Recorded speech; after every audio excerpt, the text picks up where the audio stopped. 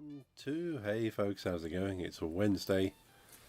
We're doing some game dev today. Hope you've all had a good week. A bit of funky music in the background. Might turn it up a little bit. Let's turn my head down. Yeah, my head's a little bit loud. Let's turn up the music.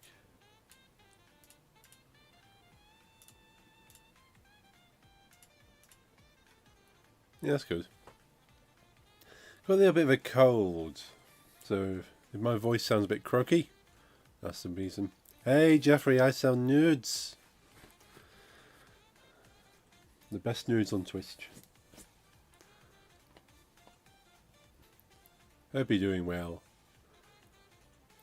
I feel better than I sound. I sound worse. Like, my throat is a little bit croaky, but it's not sore anymore. It's been sore for the past couple of days. Oh, we've got a beer emote. That's awesome. Yeah, I could probably do with something a bit stronger to kind of kill off anything I've got. I did have a cider. Had a cider on Monday for the gig. So it was a pretty good gig. Didn't stream on Monday if people are watching and not aware. Went to an awesome gig headed by singer band. I'm not sure how you would class. Obviously the singer's the main feature, but then there's a band around her. But yeah, Rory. So Rory. First ever tour, and her first gig on the first tour was in Birmingham. So we saw her first date of her first tour, which was awesome. Very good gig. And supported by a favourite band of mine, As December Falls. So we've seen them four times now. And just as epic. And having them duet on stage for a song was awesome as well. Absolutely loved As December Falls. Got that kind of element of is it Hayley Williams in Bethany's voice, and kind of like that whole kind of that punky edge to sort of pop rocky music was pretty cool. Beermo's been around for a while now. Okay. Yeah, so I haven't subbed you for a little while. Nipple pick, €10. €15 for nipple combo deal. €25 dick. €20 ass. 25 ass inside. Those are some pretty decent rates. PayPal or crypto. Yeah, very reasonable rates there. Not that I would know what the rates are going. But I'm sure there's people that would charge far, far more. Yeah, I need to use my Twitch Prime sub. It's not actually going for anyone. Also, trade for other nudes. Imagine if nudes were like crypto. You can actually trade rather than having NFTs and trading nudes. Sell emotes. Hey Lisa, how's it going? It's good to see all those awesome emotes as well. Your pictures can be traded for 1 vinyl or 5 CDs of my choice. Yeah, you know your value. You know, sort of, you go for what you need.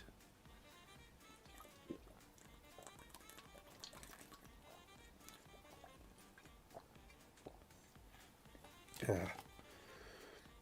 And finish off that tango. I'm not sure how long I've had this tango for, but it's been a couple of months. Not that there's any problem with the tango.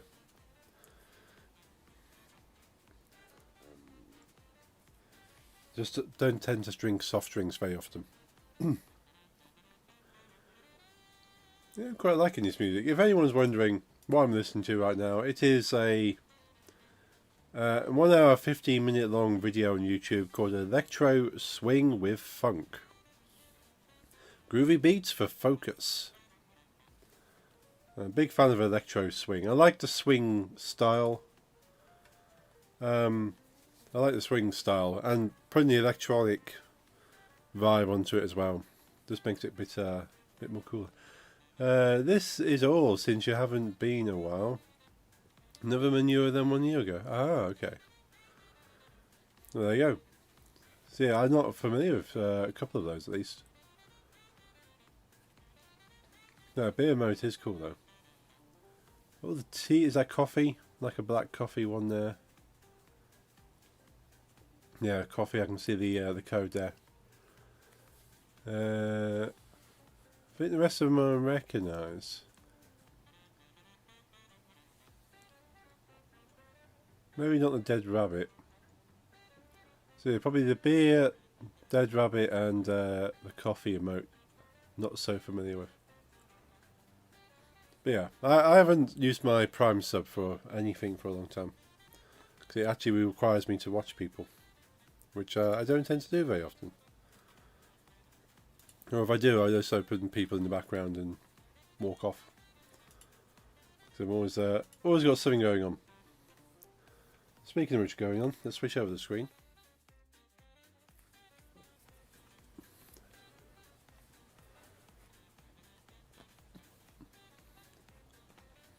Sub to mine, yeah. I'll try and at least open the stream.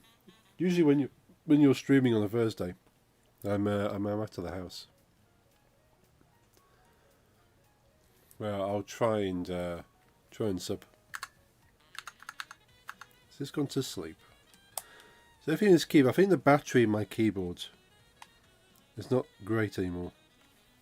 There's a cheap keyboard. As a keyboard, it's a fantastic keyboard. But I think the battery was cheap, which is why the whole keyboard was cheap. But apart from that, the quality of it is really good. So I might actually dismantle it and try and put my own battery in. Find a replacement battery that's got a better life. So I can only really use it for like 2 sessions and I have to charge it up again. You can see it's got a red flashing light on the spacebar to tell me the battery's running out.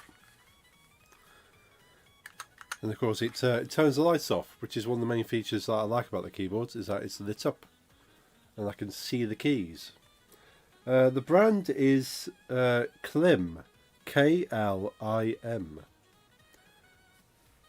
So it's got the quality of the bigger name brands, and I can pull all these keys off and change them, which is why the arrow keys and the WASD keys are white, so I can hear that. Hear that? See them better. Never heard of them. Yeah, I didn't. I think I'm not sure where they're from. Well, they're made in China, which doesn't really tell you much. The battery is supposed to be a 2000 milliamp battery. But if I can get a bigger battery that fits the size. Yeah, their website is www.klimtex. So KLIMTECHS.com. So Klimtex. But I have to check to see if there's anything on their website about batteries. But otherwise, the keyboard's fine. I can plug it in to a USB-C and just use it as a regular wired keyboard. But the point is, I can just pick it up and use it. It's Bluetooth and it's Wi-Fi. In fact, the Wi-Fi is still taped to the back of it. I'm not actually taking the Wi-Fi out. It's still got the tape on it. Associated with a SteelSeries, yeah. Now, SteelSeries is a great brand. Yeah, I like SteelSeries. I don't actually own anything from SteelSeries. I've got Razer stuff though. My headset's Razer, my mouse is Razer, and my Pro gaming controller is Razer. So, if I'm going to be associated with any brand, it's probably going to be Razer at the moment. And that Pro controller is really good. It's supposed to be like over £100, but the joysticks are magnetic, so you can replace them with higher or lower joysticks and different things. And the one feature I do like is the paddles on the back. So you can hold down one, like the left paddle. I think if you hold down the left paddle, it makes the thumbsticks like more accurate. So you move it all the way to the left or right, it only moves slightly to the left or the right. So if you want to, like, using a sniper or something, you hold the paddle down, and you can have real kind of fine control of where you're aiming. And you hold the other paddle, and it goes extreme, so it goes really far in direction. So you can kind of like move around quickly, and then hold the other paddle and go slow. And you can program the two other paddles on the back, and the two buttons on the back, extra bumpers to do whatever you want them to do. And you can swap out the D-pad for an actual D-pad or a button like I have. But I don't think they make this anymore. This is the Wolverine Ultimate, and I think they made the Wolverine 2 now. So I've probably got an older model. But it only comes in wide, it comes with a massively long cable. Because pro gamers can't deal with Wi-Fi, like, I suppose. I have a Razer keyboard, headset, webcam, mic, and other stuff is MSI screen, MSI mice, MSI laptop. Nice, MSI is awesome. Like my graphics card is MSI. I think the motherboard might be as well.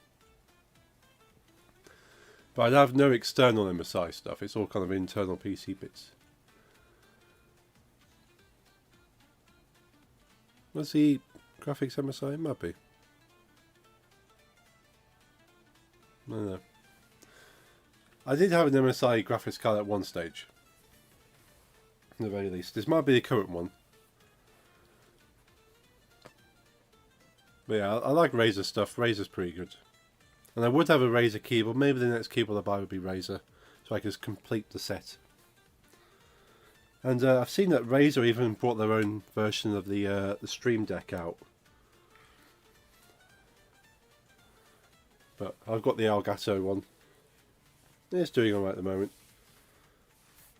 They're expensive though. Very expensive.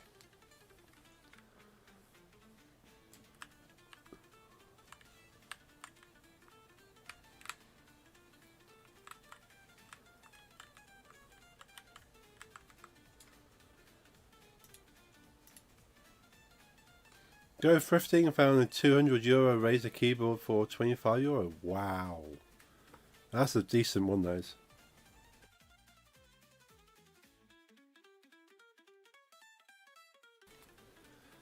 They didn't even know what it was. That's probably the best thing to it. Obviously you're ripping them off in some way, but they're the ones who should be researching this. Just in a bit of computer parts, yeah. But yeah, the problem is anywhere, the only places around here that do like second-hand computer bits. Thrift stores are here for non-profit, yeah, I suppose, yeah. But yeah, the only places that we have that do computer stuff, because there's plenty of thrift stores, like charity stores and places where you can buy like second-hand clothing and all these things, is that they don't do electronics. They do vinyl, they do clothes, they do like electricals, they do like things like microwaves, all those kind of things. But they don't do computer stuff. None of those do computer stuff. The only place that seems to do anything like electronic or computer based is CEX. As I mentioned previously, is where I bought some games from. They do loads of games and DVDs. You can get that from CEX. But other places don't really do the games or PC or that kind of stuff. Like, but you can buy CDs and maybe some DVDs in the other places, but you mainly go to CEX. But they will buy these things off you for like 10% of the value and then sell it for like 100% of what the going rate is at that time. but it depending on the supply. Like if they have like 10 copies of a game, they will mark it down cheaper. If they only have one copy of a game that is still quite popular, they will put it up to the point where it's only slightly cheaper than a brand new copy. It's like, I might as well buy a brand new copy. So they're not great. But that's where I saw the MacBook, but I've not actually gone back to have a look at those yet. Lisa and I watching oiled up muscled men in nothing but Speedos rub their bodies on each other for 2 hours. You're watching WWE.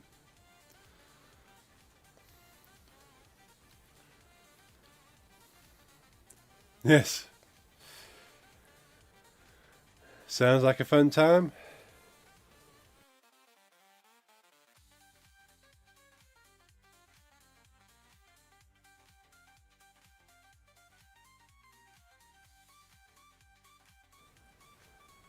Lisa told me to phrase it like that.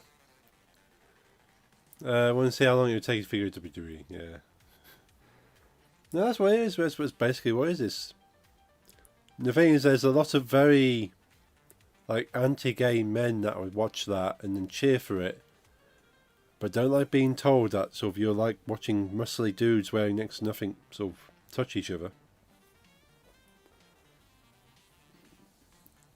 Yeah, just enjoy it. It's entertainment. Yeah, it's funny how very popular amongst conservative Americans. Yeah, because big man punching big man in wrestling, man things like touching other men.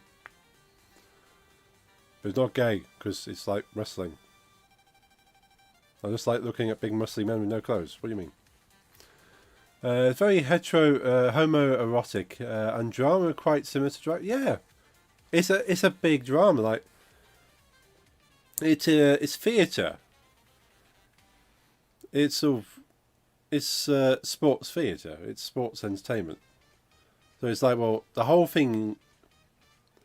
They have a storyline to kind of work to, but they can play with it, which is very much like the British pantomime. I'm not sure where else in the world does pantomime. I know it's very much a British thing to have pantomime, which is traditionally one of the main characters is a man that always dresses as a woman with big kind of over the top makeup and a big hairdo and a big fluffy dress, which is very much a drag queen in any other circumstance, but it's supposed to look so ridiculous and humorous that you can clearly see it's a man dressed up and he's not trying to be anything else. They're just a crazy kind of female character. And that has got a script and that's got a story, but they can kind of break off the story as a fourth wall and go, well, this is what I have to say, but I can say anything I want, as long as the story progresses. So it's a very fun thing to do. I'm an Arsenal fan since yesterday, by the way. Ooh. I'm 100% sure mimes are associated with France in 99% of the world. Yeah. Yeah, you always think of mimes to be French, especially with the stripy tops and the berets.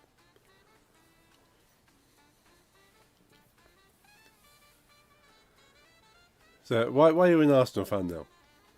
Well, who do they beat? They beat Chelsea. So I haven't I'm not up to date with the football.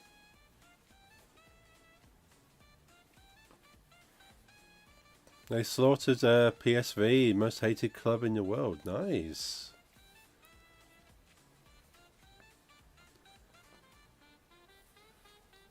They didn't just win; they came to and ooh, 1-7 them. Wow, that isn't yeah. That's not just beating them. That is wiping the floor with them and throwing them out.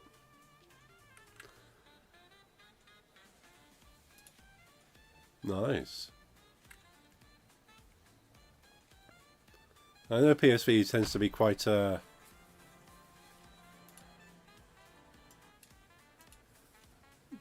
pompous about themselves. So yeah, good. Now PSV has to go to London still. Yeah.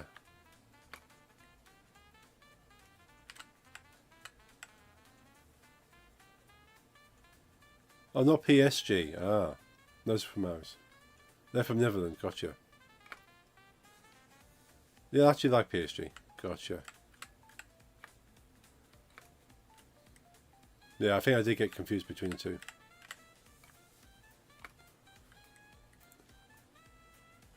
I don't think that's working very well. I need to bring that forward a little bit.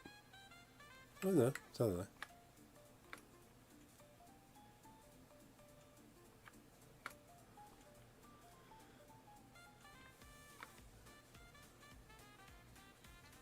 PSV is from Eindhoven, the Netherlands, and it's one of the original rivals in Dutch football. Ah. So that sounds kind of familiar. But again, my knowledge of European football is near non-existent.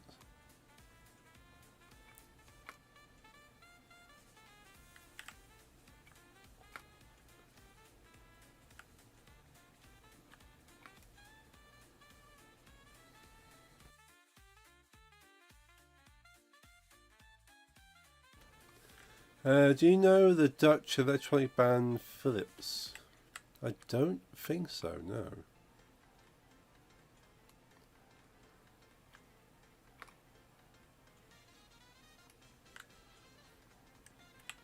I may have heard something about them, but I can't really recall. Oh, okay, I think it's sold globally. Oh, Philips! Oh, yes.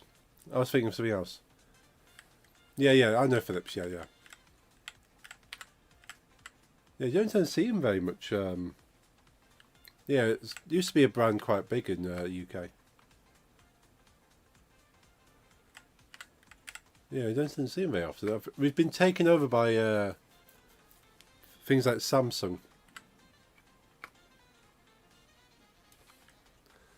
Anyway, football club PSG is from that brand. Ah, started by factory workers the 1900s. Oh, nice.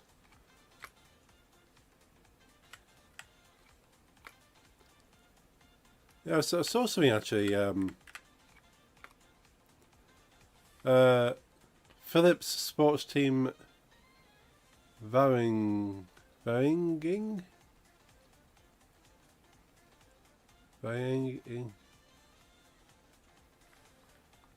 That's a word like I can't remember. Something like club. Ah, gotcha. That makes sense. Yeah, I saw a funny video clip a little bit earlier. I don't mind Philips product. Hey, that team. That's fair. Yeah, it's like comedy sketches, like short TikTok type videos of I think it's a German woman and a British boyfriend, kind of like comparing British attitudes to German attitudes, and like differences in cultures and stuff. Someone with Ferdinand's shirt I only beat if they enter my house. A Pierce shirt I stab. Fair enough. But yeah, this comedy video. This guy is struggling to turn a screw on this table. It's like trying to tighten up the screw so the leg doesn't fall off. And yeah, his girlfriend, who's German, says, "Oh, would you like the cross-headed screwdriver?" And sort of like says the word in German, which I found out is very close to the Dutch name for a cross-headed screwdriver. And yeah, in the UK we tend to refer to all cross-headed screwdrivers as Phillips head screwdrivers. Yeah, cross koppen skroven dryer.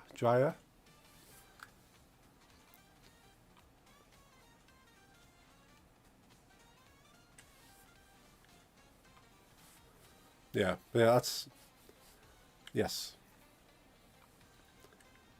Yeah, someone There's a Dutch person commented on the video saying, yeah, the German for cross-headed screwdriver is very similar to the Dutch. I think one or two letters are different, but otherwise the pronunciation is pretty much the same. No, of course. There's a sort of, I can expect that a lot of the German language is compound words where they just kind of add all the words together in a name to make a single word.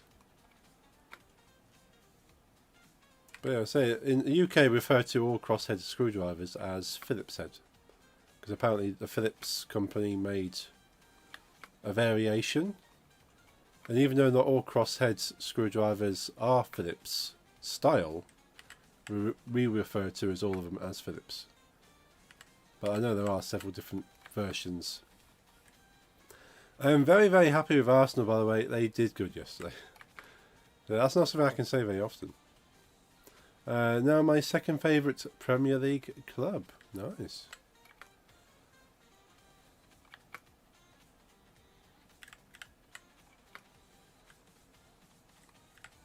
Yeah, you can sort of... There's one or two teams that I don't know if there's any teams I follow because of their efforts. I follow teams because they associate with people I know. It's like, okay, yeah, I want to see that team do good because I know people who like them and they're not a bad team. I suppose it's kind of like an alliance, isn't it? Not an Arsenal fan. Okay, oh, nah. Manchester United and Arsenal. They've never really been great friends. Never had anything with Arsenal. Yeah, they're not a good team. Like Arsenal, a good team, but sort of. I know typically because they're a Premier League team in London. I think it's the London-Manchester rival generally. Is a lot of the Premier League teams in London tend to have a rival with Manchester because they're like one of the other biggest cities in the UK. Manchester United, Arsenal and West Ham. 3 teams from England. Nice. That's cool. West Ham are cool. I had an old friend that was he was a fan of 2 things.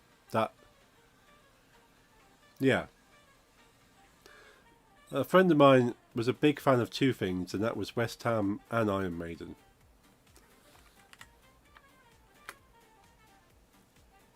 So yeah, he was a big fan of both of those. Unfortunately, he's no longer with us. But I do remember his love for those specifically.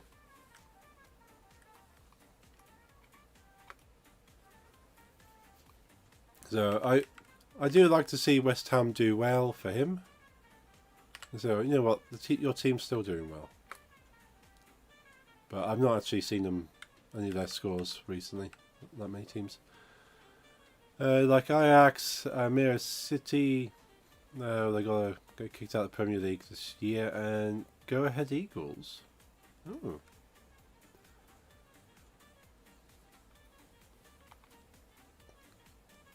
I didn't know Almere had well, I suppose that most places have a team, but yeah, I never really thought about Almere having a team. Beating PSV 1-7 makes clubs very likeable. PSV's Dutch Chelsea. See, I can fully sympathise with you then.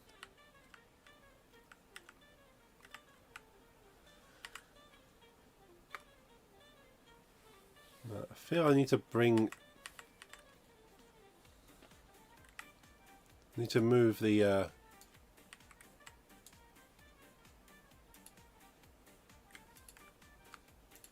move these 2 things a little bit further back.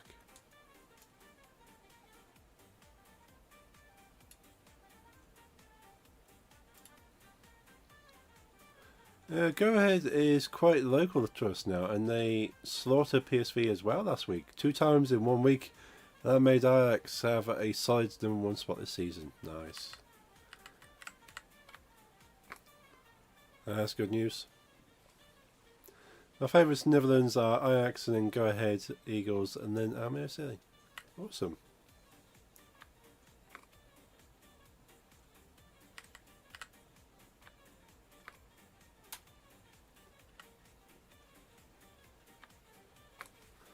Yeah, I suppose I'd say I don't tend to follow football strongly as it is anyway. But yeah, for Premier Leagues, Manchester United, even though I don't tend to keep up with them these days because they've been doing so poorly, it's just more depressing to kind of keep an eye on them half the time. Cheltenham Town, which is the town my friend Ollie went to university. So we go back there regularly to see how they're playing. And they're pretty good for a second division kind of team. My father supports Wolverhampton Wanderers. So I like to know they're doing well for him. Unless Manchester are playing, and then I want Manchester to beat them.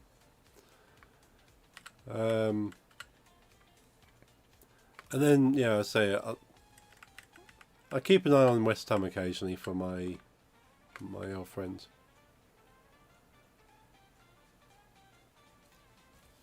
One of them was for the cup, not a competition. There were never two of the same competition games in 1 week, of course. Oh no.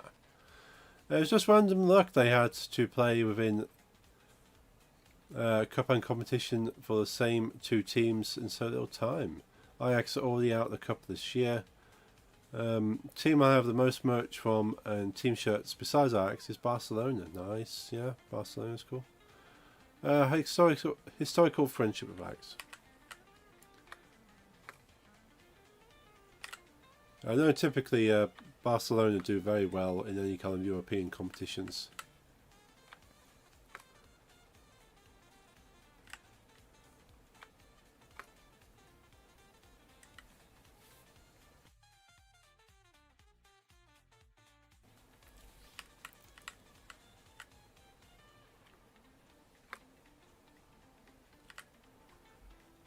Oh, might need to be a little bit further back.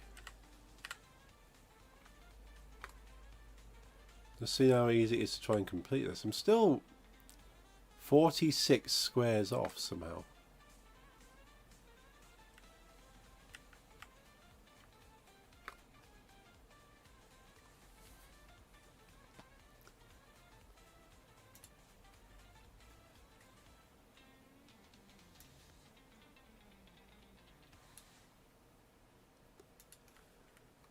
Unless, of course, I add an extra mechanic to this that I can move the trebuchet forward and back to allow the gameplay to capture, be able to hit more things going on.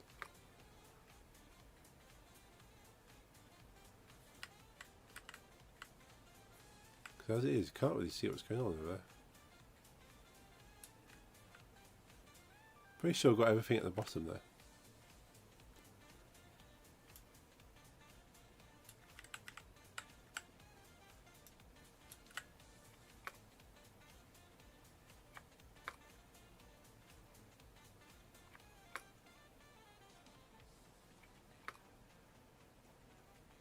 Cool, got that one.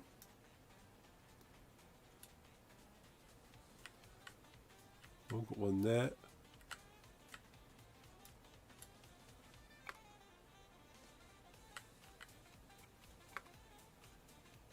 Got it. One there as well.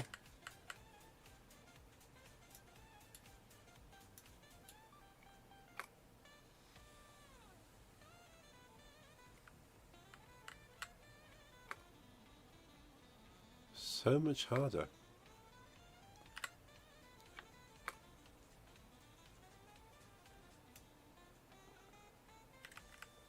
There's that window there I want to get.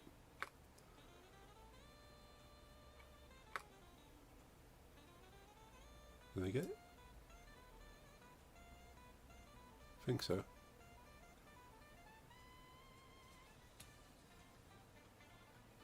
Yeah, looks like it. The boxes overlap slightly, so I need to bring that in.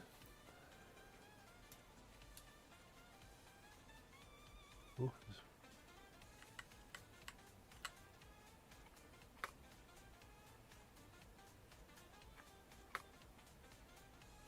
Got that one.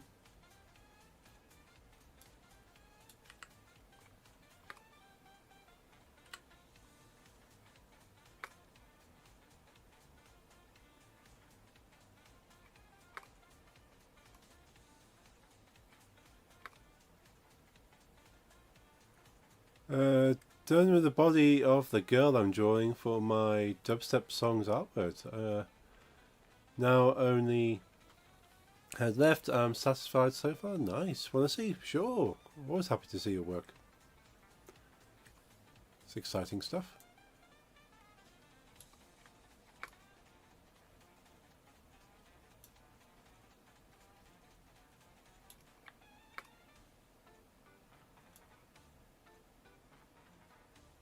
I feel it's just that corner of the. It's got to have hit. Yeah, looks like it hits it.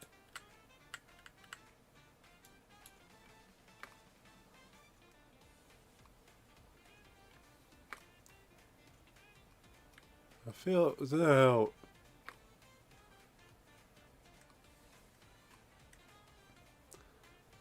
how. $50, so that's still 36 more squares to try and hit.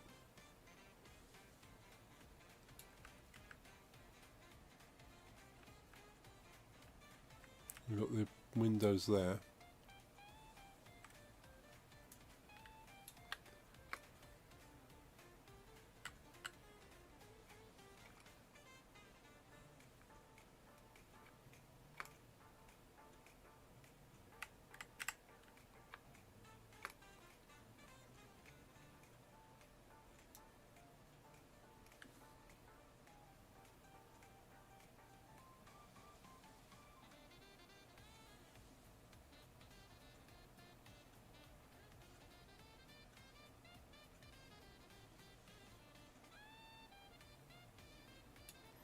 I think what I'm missing is actually the edge of the building here.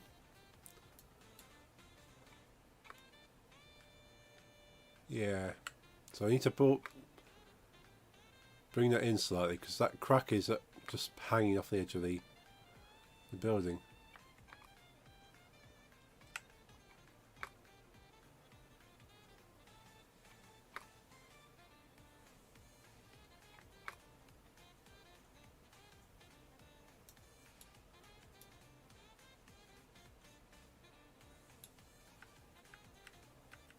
There's everything over this side now.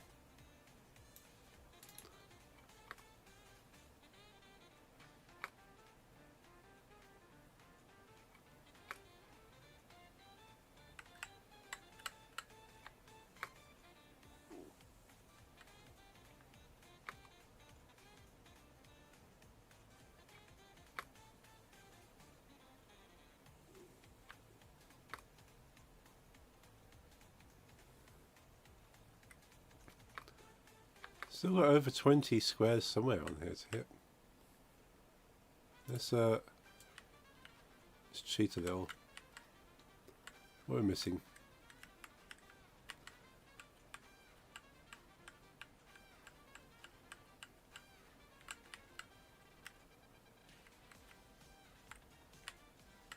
I feel we've got everything on that building.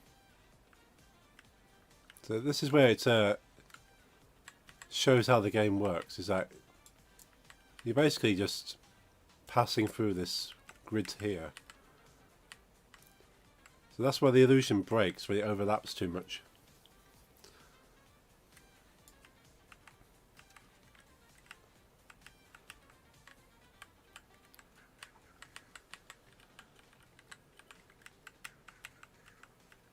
You got one there.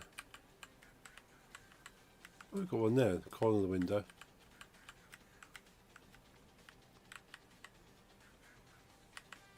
What I probably need to do is actually bring this... it's fairly close to the building. Posted art part of the server. Awesome. Oh yes, I see that.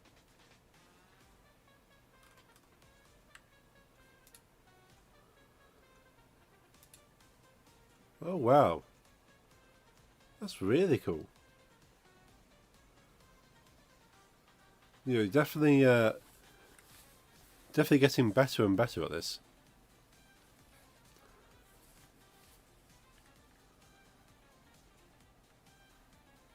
Yeah, that's awesome. History will remember your contribution to this. Hey Cubes, thanks for the raid. How's it going? Welcome in, Raiders. Hope you've all had a good day, good stream. Hey Raid! Hiya, how's it going? Virtuous, hello, welcome in.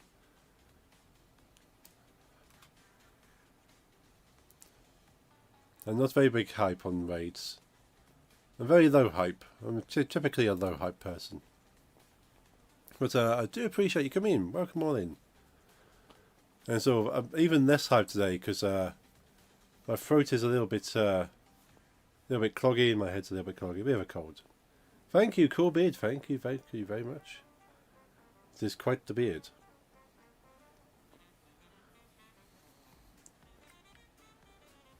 I've started growing this out to keep the wind off my face. But this has been going for about 10, 12 years now.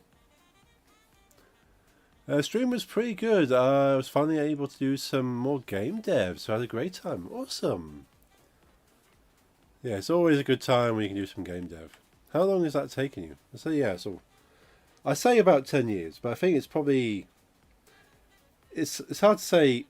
Because at some point I kept trimming it to kind of like make it look tidy. But eventually went, I know what, let's just see how long it takes. And I just kind of let it keep growing. But yeah, that's at very least 10 years. I look at photos of me 10 years ago and the beard is probably about here. You go, okay.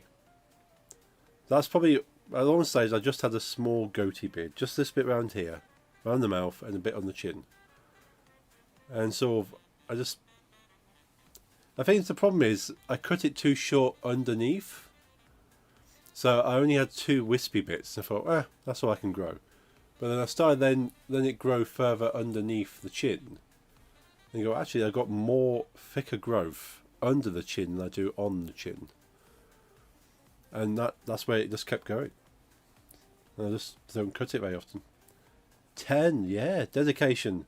See, that's why.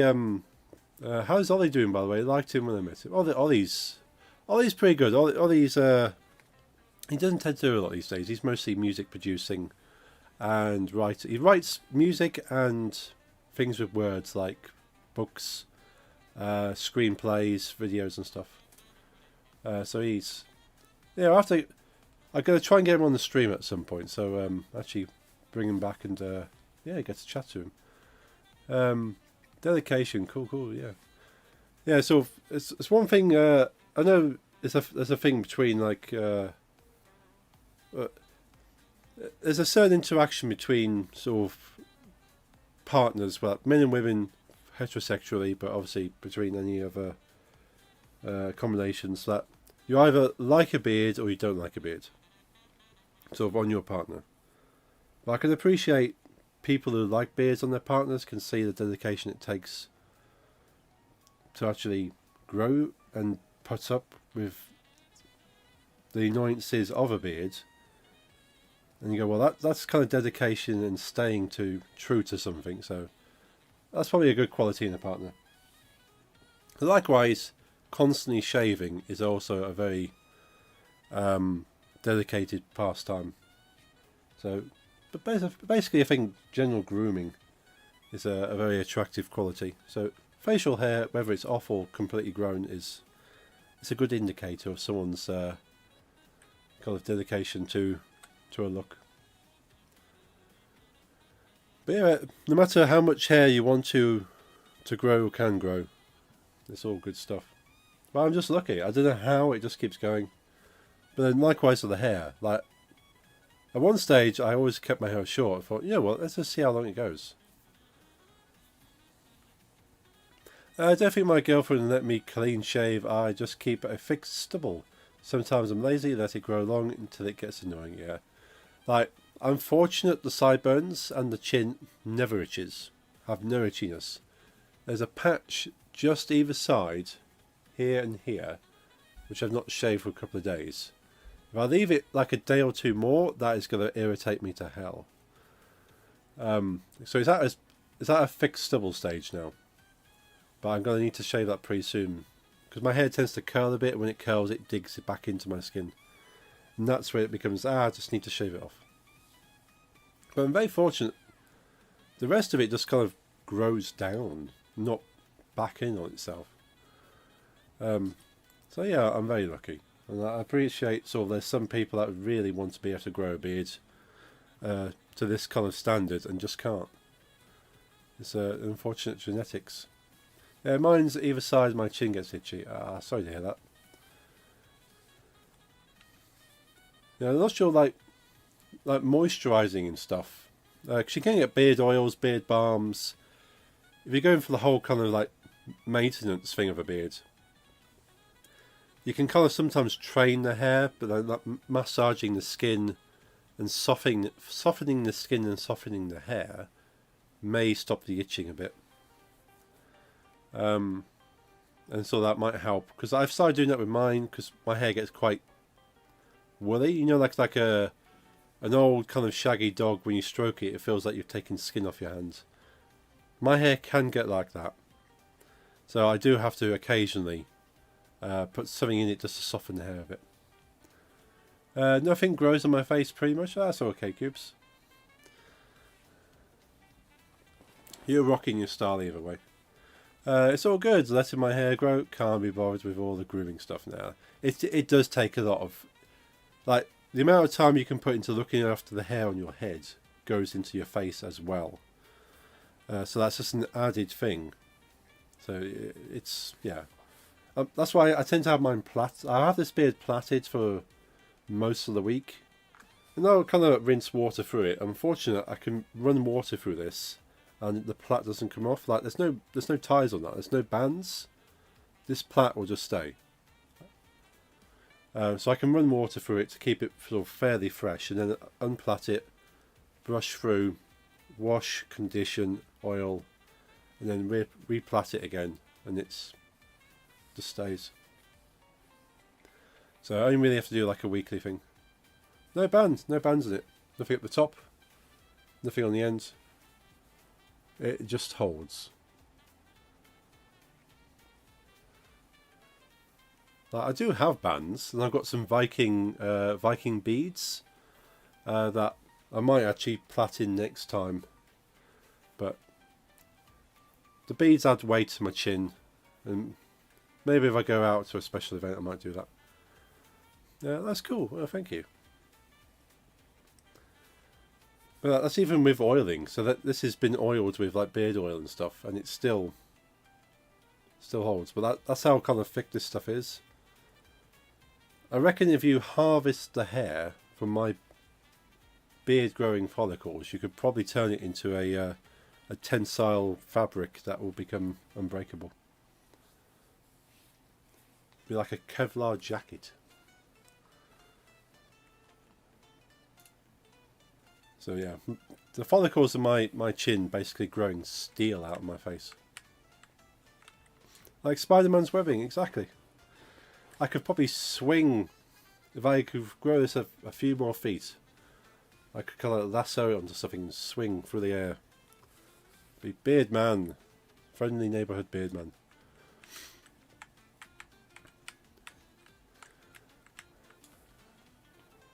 Yeah, never consider that as a superhero. What am I making? Oh yes, what the whole stream's about. I'm making a silly little game, as the title suggests, but I've got to go eat dinner. I'll be back later, hang around. Okie dokie Cubes, enjoy your dinner. Hopefully it's tasty and nutritious and keeps you full. And I shall see you later. Yeah, this is a silly little game, which I've got the working title of Revolt Overthrow at the moment. It's like a 2-part title. And the basic kind of narrative to it is you're really upset with your the governors of the land. Like you're a medieval kind of musician, I suppose. I haven't actually got the example here. Like not necessarily a peasant, but someone who doesn't earn a lot of money. And you're kind of upset with the rulers of the land. So you go to the house and you bring a trebuchet with you. And you start throwing things at their house. When you hit it enough, it falls down. And you move on to the next one. You go, you know what? We've taken down one lord from their manor. Let's take them all down. And you basically go through a series of buildings to take them down. That's the narrative to it. In practice, it's just throwing a thing at another object until all these cracks appear. Once all the cracks appear, then the building falls down.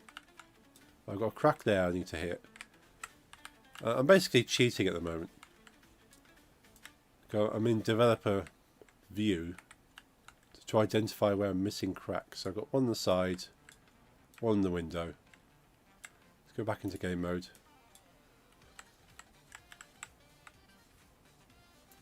We're going for half an hour on this session. Wow. We're the longest play session I've actually had. It looks awesome though. Oh, thank you. But this is the first like proper game start to finish. Fitting state for the UK at the moment. Love the trebuchet, yeah. Yeah, I kind of take from real life events. I might put a cheeky disclaimer saying this is in no way inspired by any government across the world.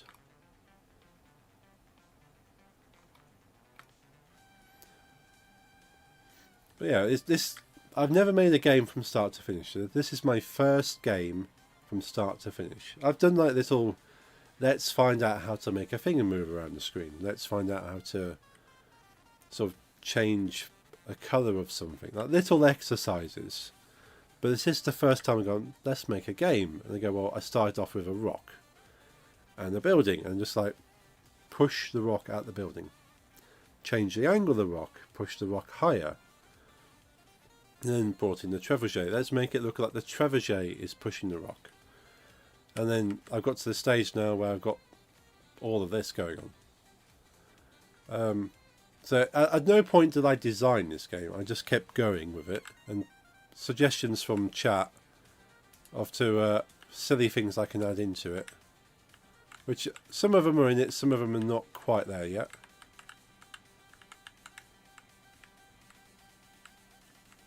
It looks like I've hit everything. I don't know what I'm missing. There isn't anything below, is there? No, that's where it ends there. Oops, too far.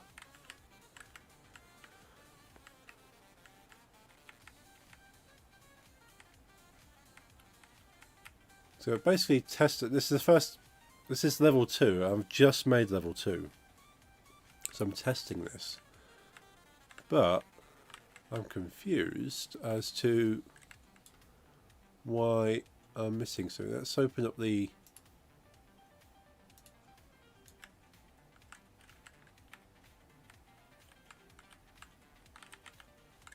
No, there's nothing below the ground, that's good. Ah, I put the thing too high. It's this top row I've not been able to hit. For obvious reason. I need to reduce that. Okay. I'm never be able to complete this level, so let's resize this.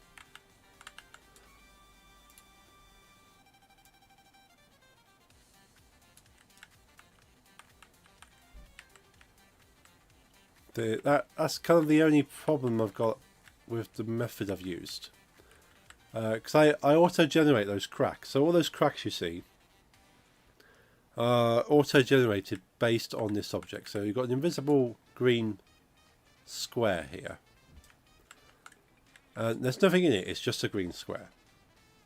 But I've got the script. We'll look at the green square and then fill it with 1 meter by 1 meter tiles with a hidden crack sprite from a selection of different cracks. So it'll pick a crack sprite, assign the crack sprite to the tile, and then hide it. And when the rock passes through that tile, it turns on the sprite to show that you've hit. But in actual fact, you're not hitting the building, you're just hitting the tile. The downside of that is that it will always put a 1 meter by 1 meter tile to fill this this square. So if this is like 10.5 tiles wide, it will be 11 tiles wide. It will always round up to the next tile, and which unfortunately that's what I've done here. It's too high, so it's scale. So that's like 12. So that's basically a 12 rather than 11. So let's put that as 12.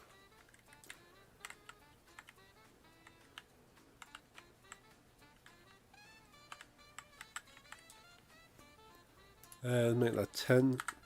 So we actually round it properly.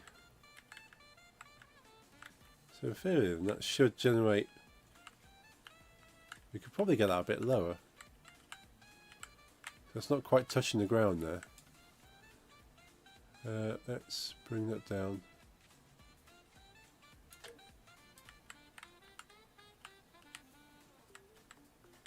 Yeah, so that's touching the ground now. And that appears to be below the roof line. Cool. Let's delete the one from the other side because it's going to be far easier just to duplicate this. And shift it over.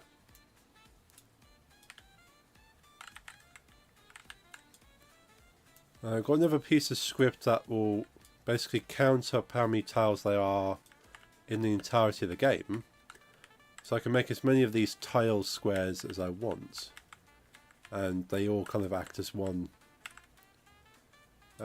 series of tiles.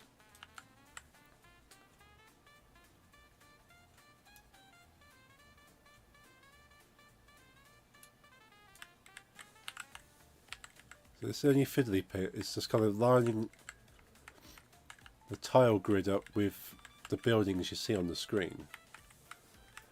So as far as the player is concerned, you're hitting the building and it's cracking. So let's save that and play it.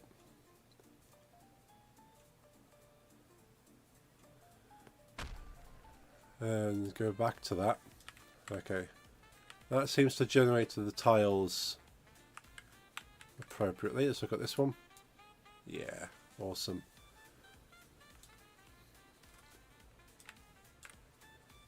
Now, the one thing I didn't consider is I've moved this trebuchet a bit further back now, so... Although it's not far off, let's stop the game. Move it back a little bit. So let's close that up. Camera pivot and rock as the two separate items. Let's move that back a bit. Save that and play the game. So you've got to be able to hit the top furthest row.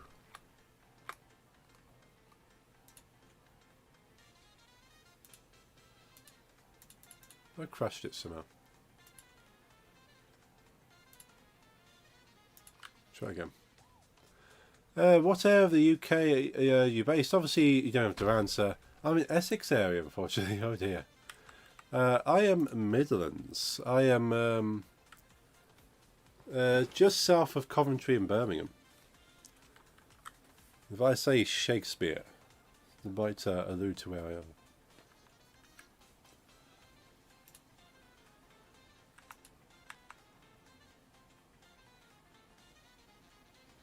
So why doesn't that want to work?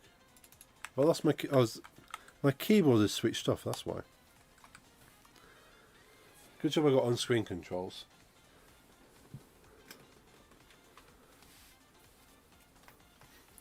Yeah, I'm sure Essex has good qualities about it. It obviously has a bit of a bad name and reputation based on the celebrities that come from the area. Well, that's not really your fault.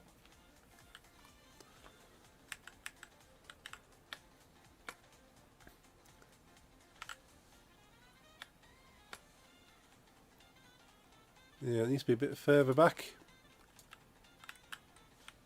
Let's see. The way I built this isn't great. Like, if I thought about it, I'd make the system better. But the rock is separate from the trebuchet. As far as the game mechanics are concerned, you're operating the trebuchet and you're operating the rock as two separate things. They just happen to sync up.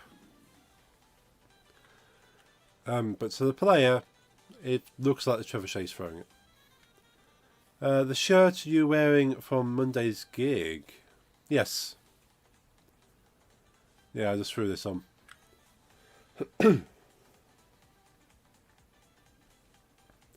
Yeah, this is the for the name of the anime.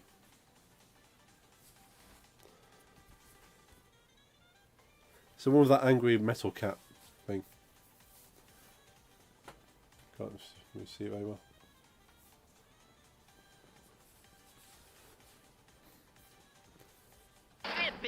Epic, yes.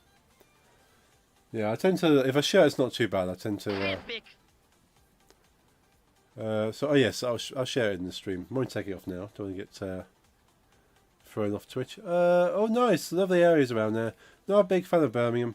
Had some bad experience there. Yeah, I live near the South End, which isn't very pleasant at the moment. Not long ago, we had kids running around with machetes. Wow. Oh, sorry to hear that. I know certain areas are just not great. Unfortunate in this area, it's fortunate and unfortunate. It's fortunate that it's so sleepy that very rarely anything happens.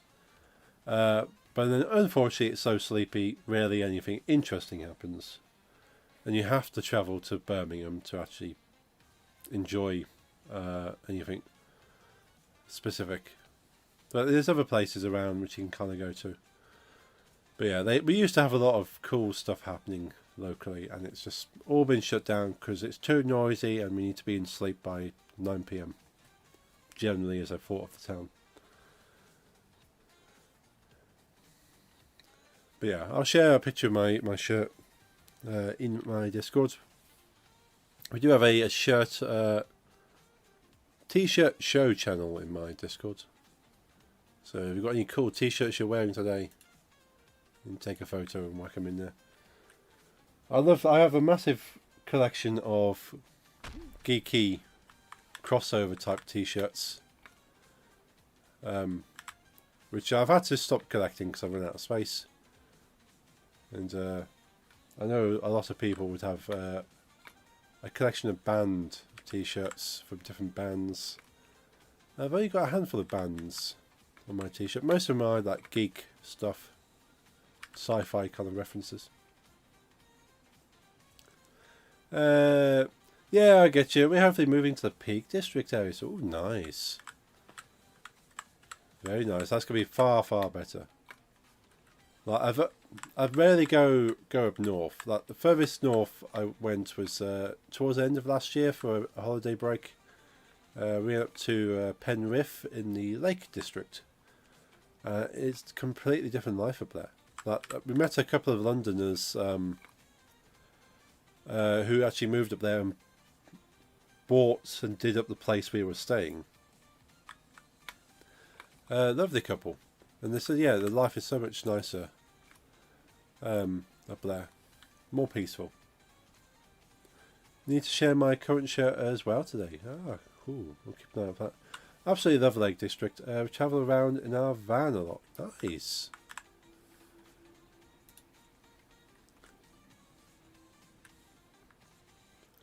I'm not in the UK, but also left the bigger cities for rural because of crime and violence. Yeah, From what you've told me, Jeffrey, you're moved to a far better area. Like, Almira didn't seem too bad, but the funny thing is that comedian we went to saw said she was from Almira. And so the Dutch guy she was speaking to in the audience, so they both agreed to each other that Almira is not a great place. So, okay, yeah, that kind of lines up what you said. You're in a shopping centre, not in the ghettos, no. No, but we kind of realised when you have two Dutch people agreeing at this comedy show that Almira's not something you shout about. Then we can fully sympathise. Oh, I need to go back a little bit further. But all big cities are bad at the moment, yeah. Like, it doesn't matter where you go, there's always areas that are not great. Like, even my town is not great in places, but they are working to change that.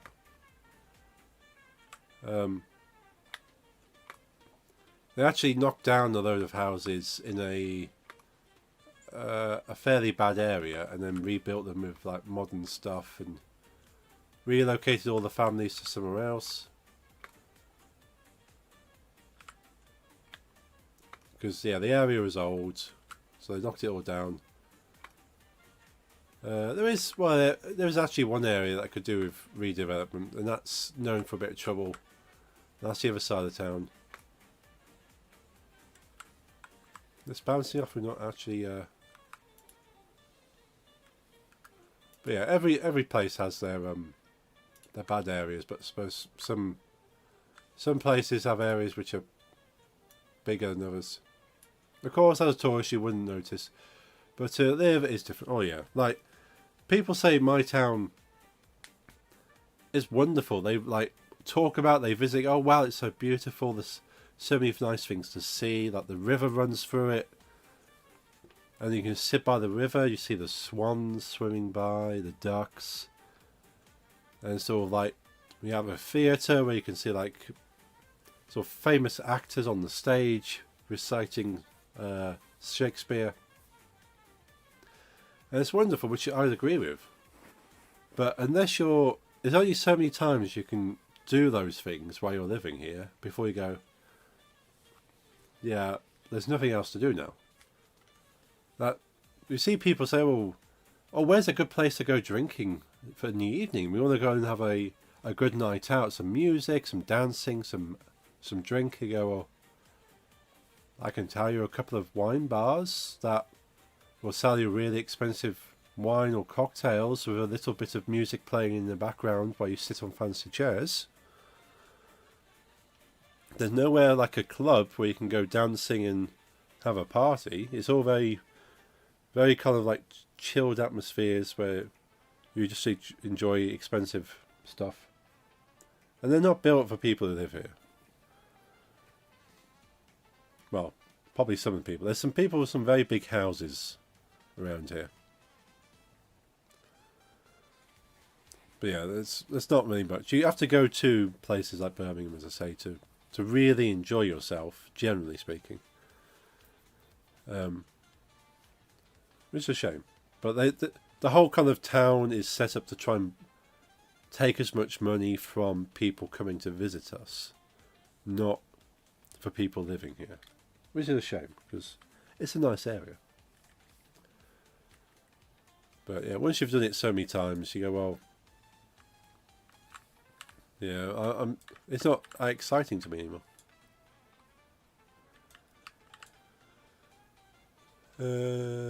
Castle. Let's reduce the collider. That collider's overhanging way too much. Yeah, I don't really go out. I've heard a lot around here. Tends to be too many problems. Yeah, I can feel that. Yeah, that's understandable.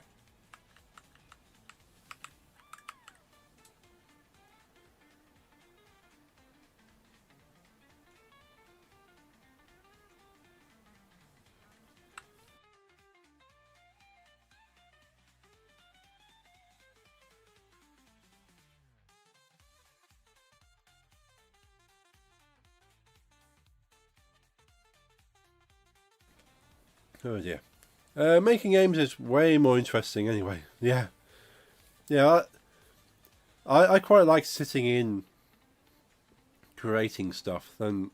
Like, if someone said, let's go out for a drink, apart from the, like, well, where? You're like, cool, but could we just get, like, a cheap bottle of something and sit in and listen to music we want to listen to? Doing things we want to do, not have to shout over the sound of a crowded bar, have a conversation with each other, while paying for expensive drinks. So I'd much rather kind of sort of do that, stay in and do stuff. Like I like talking to people. One of the reasons I'm streaming is like I could be sat here in silence working on this, but I like having people to talk to as well. I just don't want to be in any expensive loud bar to do so.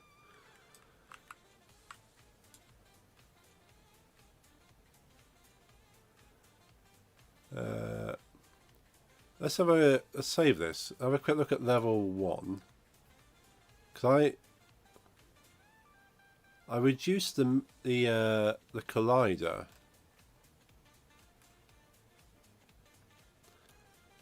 Because this was a problem we were having before. Where is it? Where is it? It is scene. Level 1. Here's level 1. See, starts off quite small. Yeah, bars make me feel schizophrenic. Too many different conversations. Don't really drink either. Tend to indulge in herbal mixtures. Yeah, I feel that. It's just nicer to chill out. Alcohol doesn't really provide a lot of good benefits these days. You don't feel that. You drink rum and go raves. You mean... what do you mean you feel that? I like to drink rum occasionally. I like the taste of rum. I'll go to rave because the music is good. And you don't typically... Well, there's plenty of places you can chat for a start at a rave.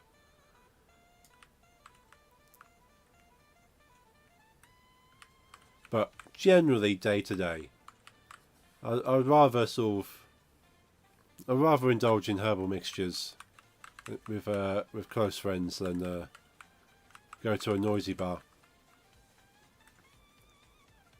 Yeah, so I've taken off the mesh collider and put a box collider. I love rum and whiskey. I'm just plain sure I'm allergic to alcohol. Oh no. So you can't even enjoy a nice rum or whiskey when you feel like it, which is a shame.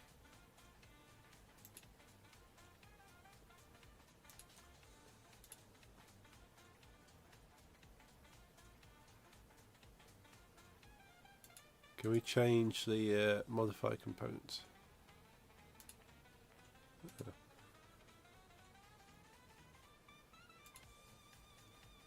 Let's go collider, box collider.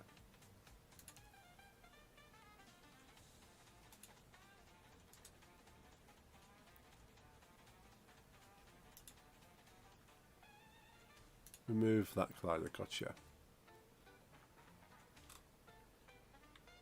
Not too sad about it though, it saves me from a hangover. It's true.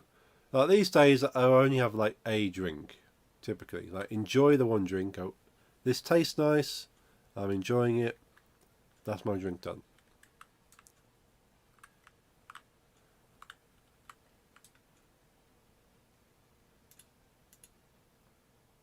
Is that the end of the music? Sounds like it.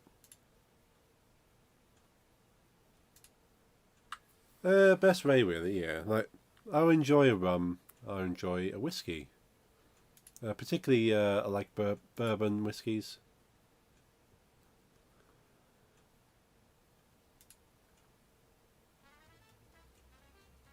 I'm not sure this one's any different, but we'll play this swing one. Bit of Jim Beam, yeah, I like a Jim Beam, I like a Jack Daniel. Yum.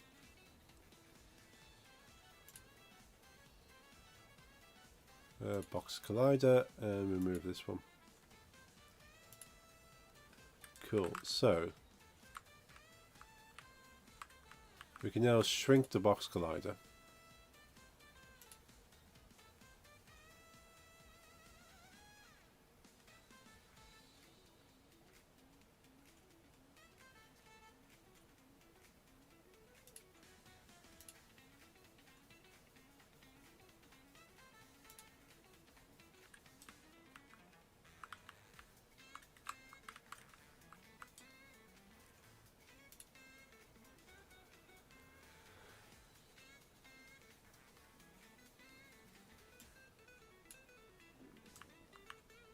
Now we want to bring this collider in.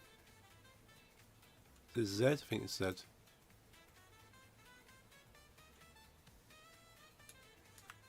There we go. So the collider's actually lined up with the wall and not hanging off the roof. Because you're colliding in with the wall in line with the roof. And you go, hang on, there's a bit like an extra foot here. A cigar with a glass of bourbon goes a treat. Oh, I used to enjoy a cigar and a glass of bourbon. That's how I got into that.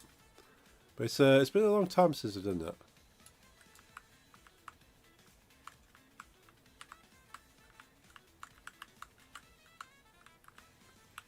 But you got the people I used to go out drinking with when I was younger. Sort of always had. It was when you could smoke in bars, which is how long ago that was. Go to the bar, order a glass of bourbon, order a cigar from behind the bar, and just kind of enjoy both. But yeah, it's been a long time since that's been the case. For smoking in bars and enjoying a cigar with a bourbon.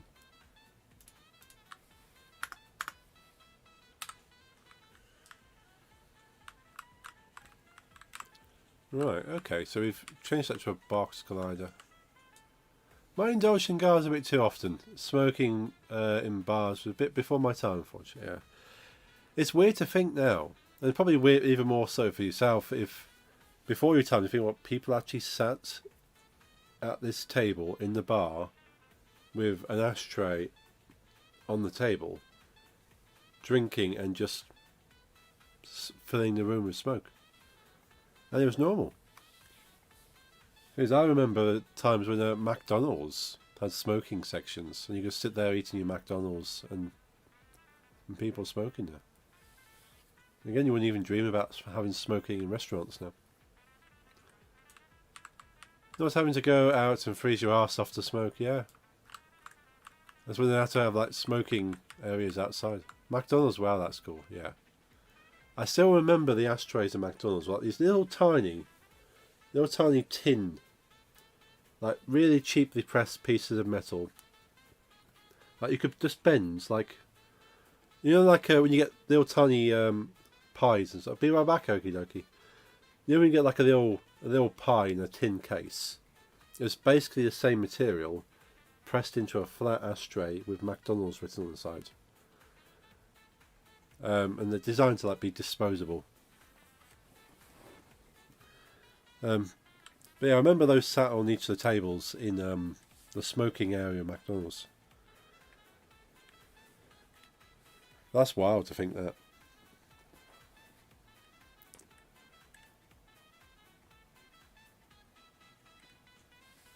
It's crazy, yeah. It even feels crazy to me. It's like, wow, that was a thing. Let's give that a save.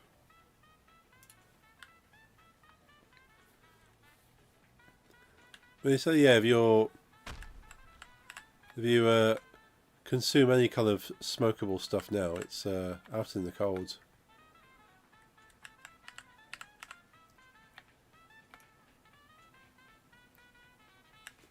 That's interesting a find with like Netherlands or like Amsterdam, which is where Cold-Taker Kimori and Lysaurus Rex in chat are roughly from. Sort of like they don't allow tobacco in a lot of their places over there, much like obviously over here. But then you obviously got dedicated places for herbs, but you can't have tobacco inside them. Yeah, I did enjoy it in the coffee bars. Yeah, yeah. So I suppose it's a bit of a weird experience. But yeah, it's crazy to think. Yeah, no tobacco, but herbs, no problem. We're told off for baccy. Yeah, smoking baccy. Yeah, yeah. Don't allow any baccy inside. But herbs, no problem.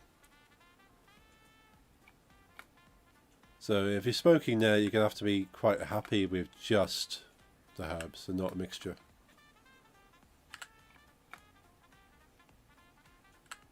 Which I'm personally okay with. Like, I'm not a fan of tobacco. Not a problem. Some people, they can't go one without the other, but they're typically tobacco smokers day to day anyway.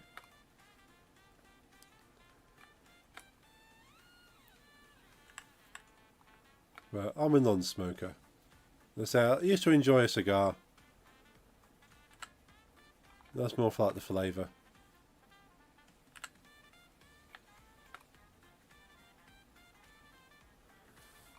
But if you get to the point where you don't need a mixture, you can really enjoy a bit more, I think.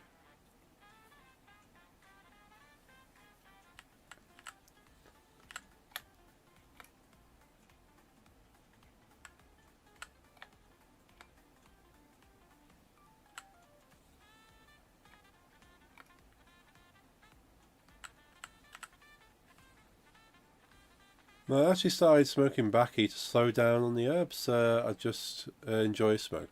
Yeah, I suppose it will water it down, so to speak. I know you can get like what would you call it, filler material, but I've heard it's not great and expensive, so you might as well just go with baccy.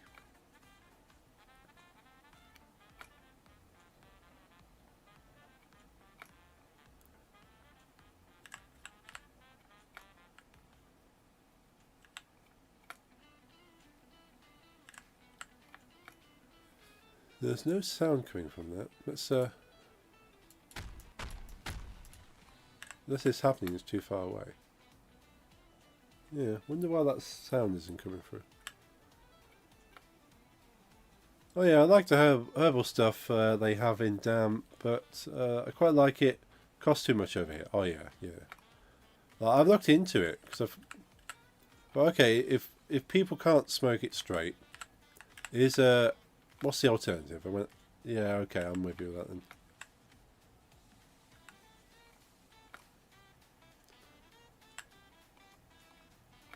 But I'm not a regular partaker on either.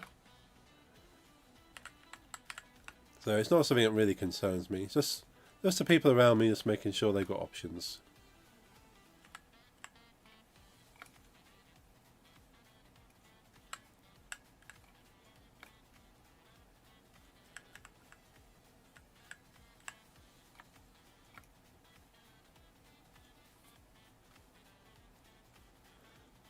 Do a little cheaty cheat and see where.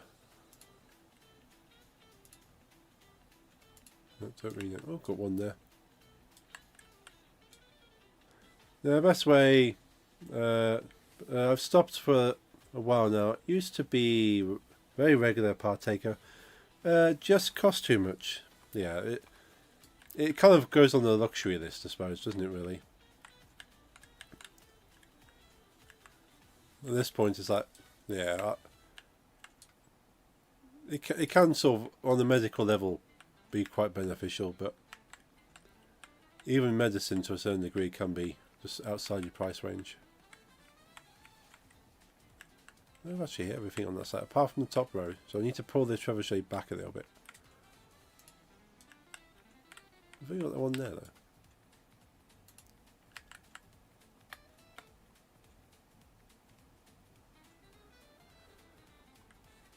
Yeah, definitely. Yeah. I've got friends who sort of obviously there's the good sides of it all, but it's also medically it's beneficial to them. They're kind of like they found sort of either through prescription or self-testing, found the benefits. You go, well, you know what, this is actually doing something good for me, not just making me feel good, but actually helping me. So they keep doing it because of that, and unfortunately they can afford to do it. But I appreciate not everyone has that benefit.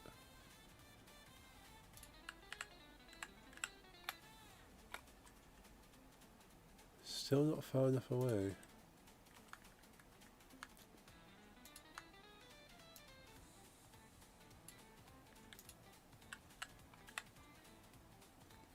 Yeah, I was medically non-prescription, but I'm fine without that. Oh, that's good.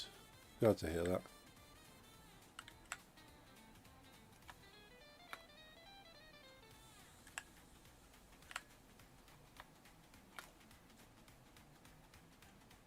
Maybe this is probably a good spot then, if it's not.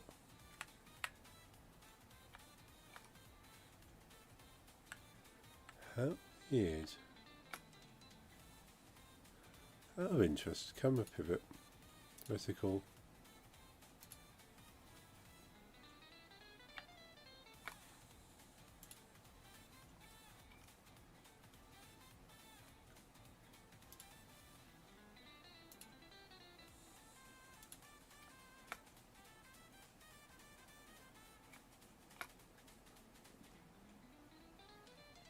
You tried out Unreal Engine? I have it installed. I've never actually made anything in Unreal.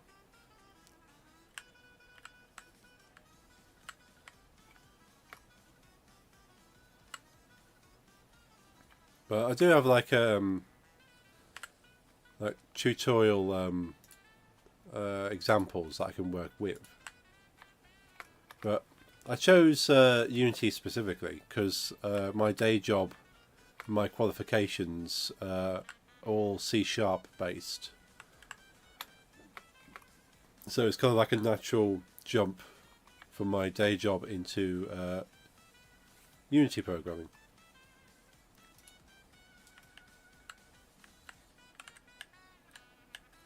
Nice, I think I've hit all of those. It's just the ones over there then.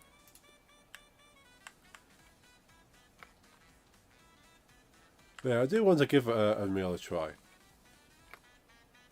Because it'd be nice to get a bit of experience with both. The thing that put me off Unreal is that I would have to ideally learn a bit of C++. And having already knowing C#, I don't know how much it's going to confuse me. Yay! 8 minutes 55 to complete that level. I could do with bringing the smoke over because it's but otherwise that is functioning. But I need to make sure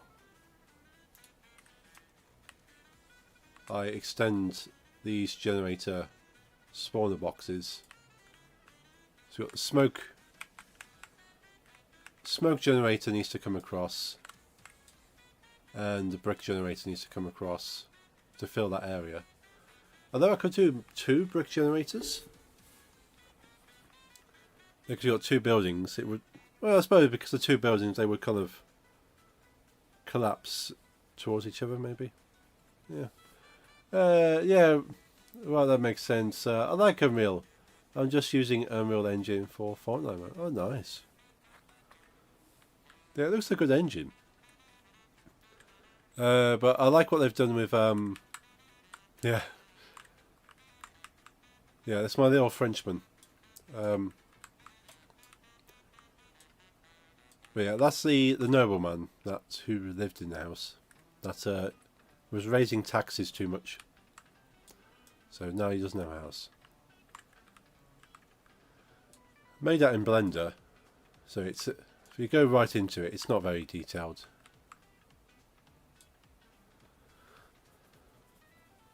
But from the player's perspective, you could be too far away from this to actually see the fact it doesn't actually have any fingers.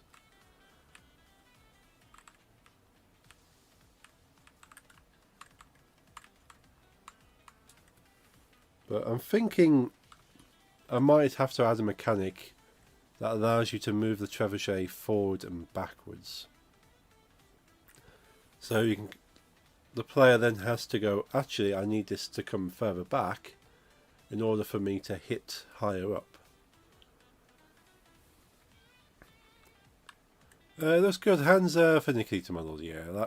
I thought the player's going to be about this far away. Maybe, I think it's about this far away on level 1. So from this distance, you can see it's an arm with a hand. Nobody's going to be close enough to go, hang on a minute. There's not actually your fingers there.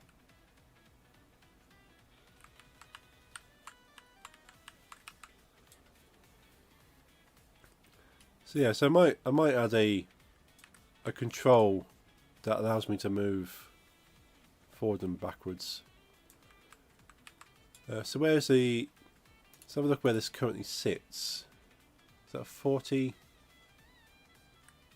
43.3.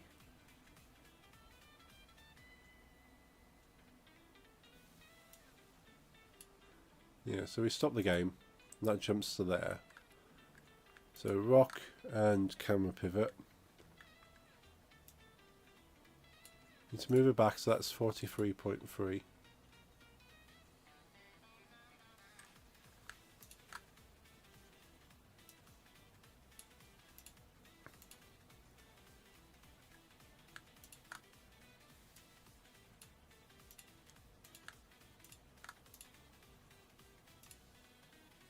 Yeah, close enough.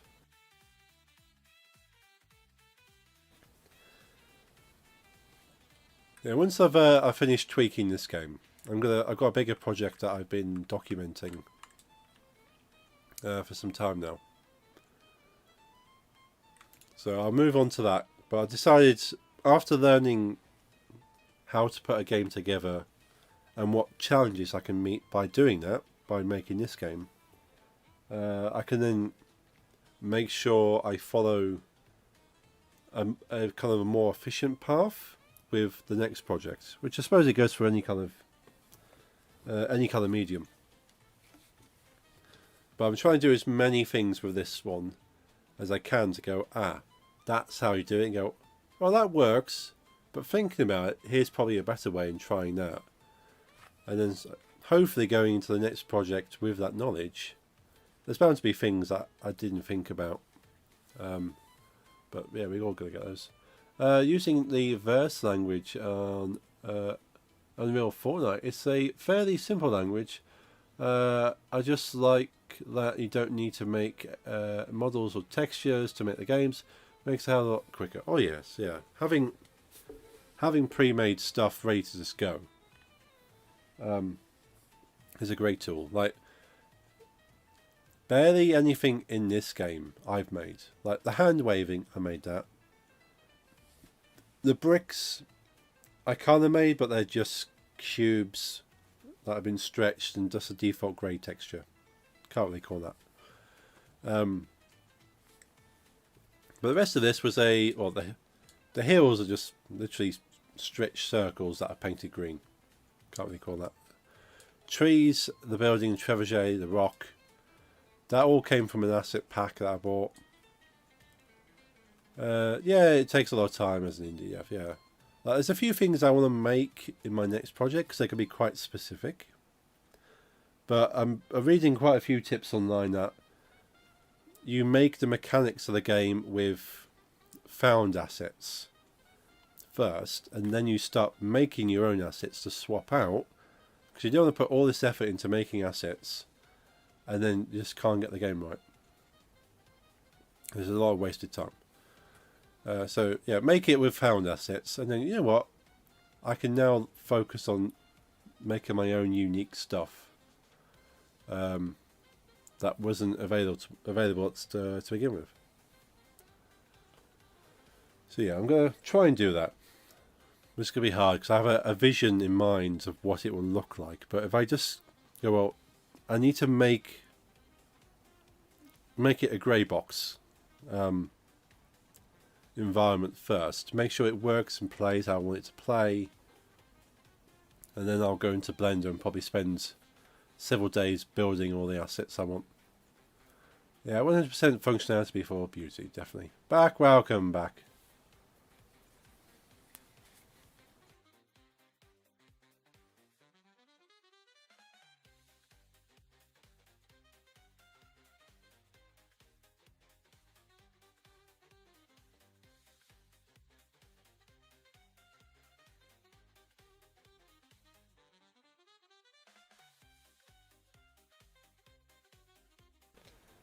Well, that was a bit of a surprise.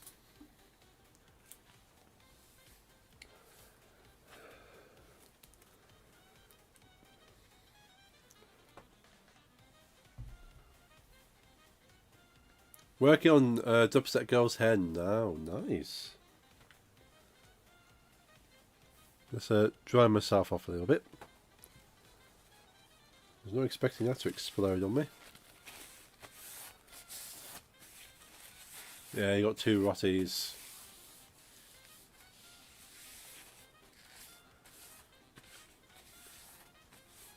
Very cool dogs from what you show me.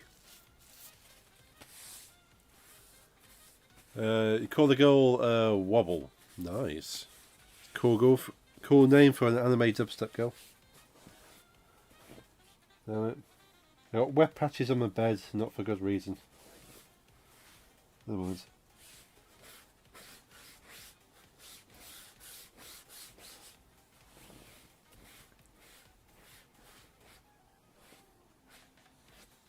They'll dry. It's warm enough in here as it is. It'll dry. What gig are you going Friday? Can't beat bigger dogs. Much more fun to play with. Oh yeah, you can really play rough with a big dog. Gig on Friday is a Prodigy tribute band. Supposedly the biggest tribute band to the Prodigy in the UK, and they live locally. It's pretty cool. And there's a few DJs as well. This could be there.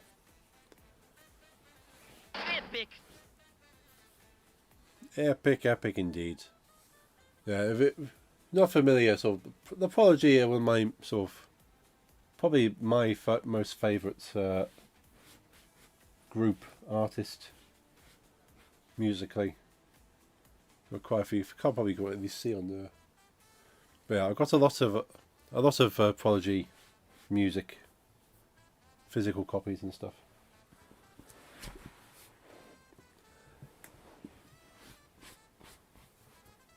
But yeah, these guys are supposed to be the best tribute. They're called Jilted Generation, which is named after their second album, of course.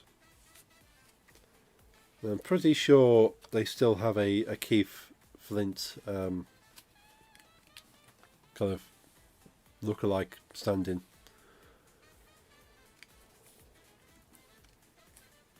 It'd be quite unfortunate if they had to kind of kill him off to keep up with the band.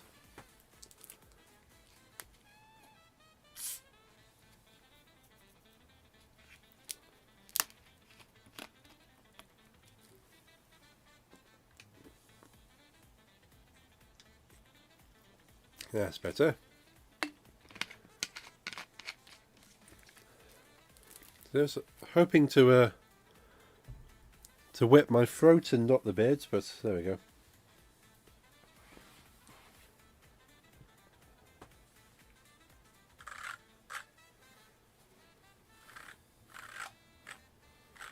A bit on keyboards. Oh well, and pull the keys up.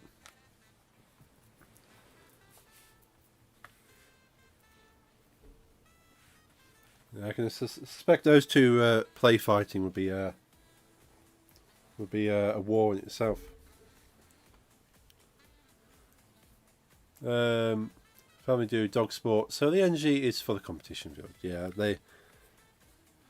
you got to keep them fit for the competition.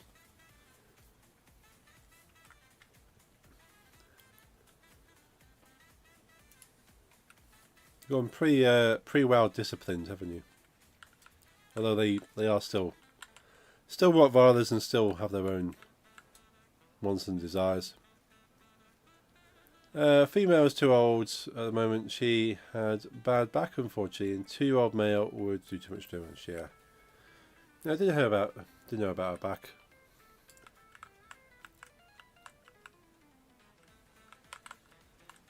Yeah, it deserves a good rest.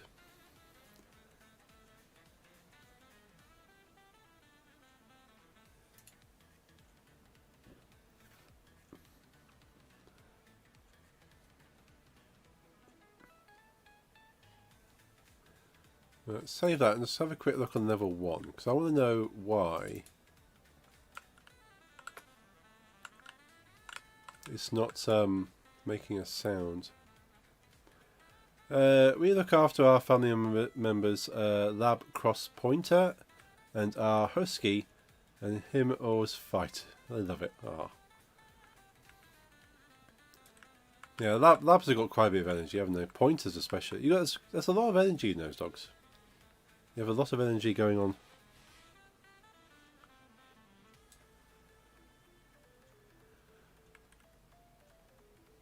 Yeah, I haven't had a dog for a while. The last dog was my partner's dog, which unfortunately, she was a bit of an old dog and had medical issues, so we no longer have her.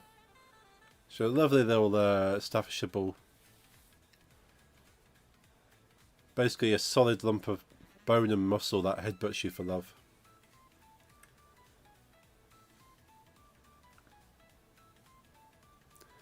I have to take the Husky out for a run beforehand, otherwise he's a bit much. Yeah, you have to burn the dogs out a little bit. I know I've heard Huskies, like, you can pretty much get to the point where you're exhausted and the Husky goes, cool, nice warm up, what's next?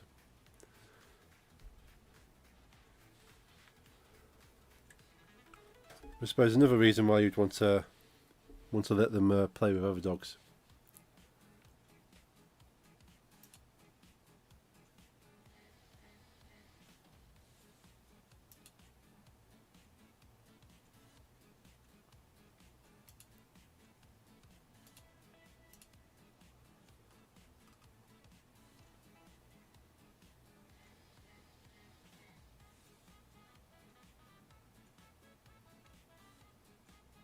Oh, we need to put some script on there. Oh, 100%. We climbed a couple of mountains when we went to North Wales, and he was pouring at the door to go for another walk. Yeah, I love. I've met a couple of Huskies, and lovely dogs. I don't think I could personally have one. Like I'm a pretty low energy kind of person. I couldn't be doing the Husky energy.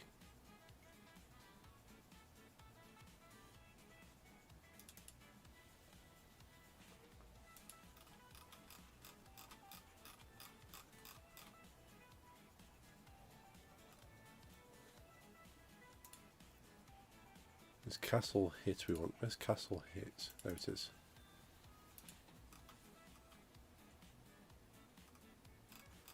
Yeah, so I've not assigned the Castle Hit script to the actual physical models. Let's go back to level 2.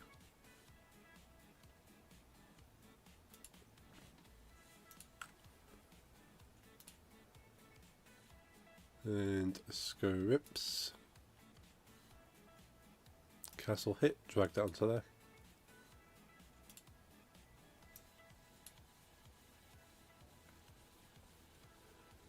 Go to prefabs. It's strange though, because when we're at home, he's a lazy fucker.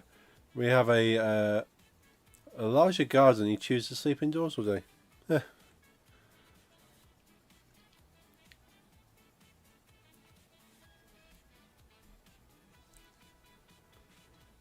Where is the brick spawn? There's a.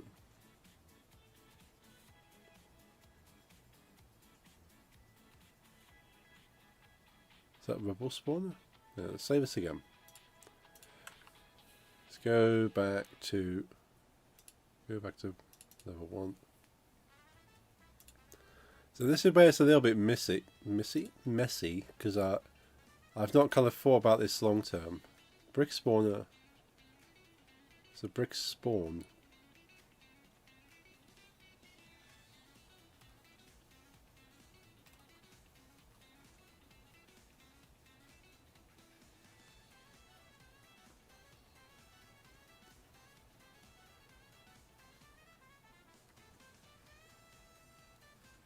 Got rubble spawner, which is a separate object.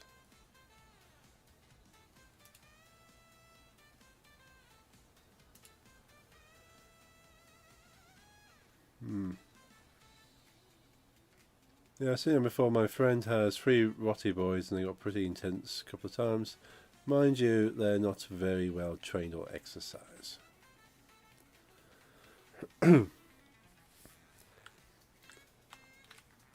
Yeah, I think it's a certain level of training you do need to carry out with a dog to kind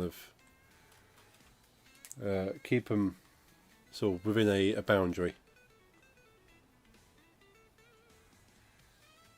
Some dogs it's more, some dogs it's less, I suppose.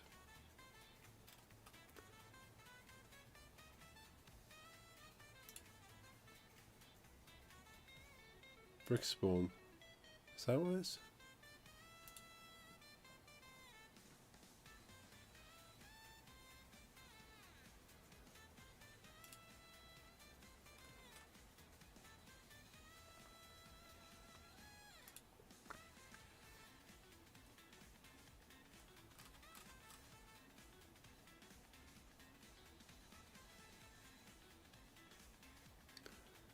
So that's got brick spawner in it.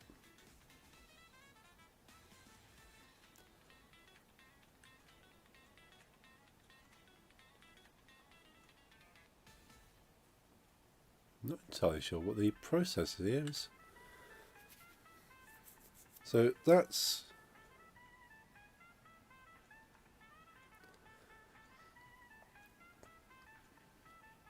Oh, of course, yeah, the brick spawner is the generator. Got it, got it. Separate things, right. I understand what I've done now. So, level...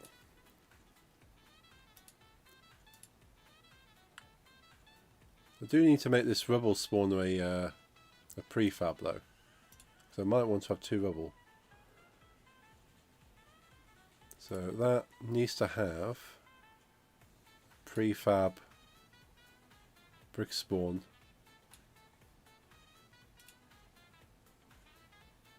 Brick spawn. Gotcha.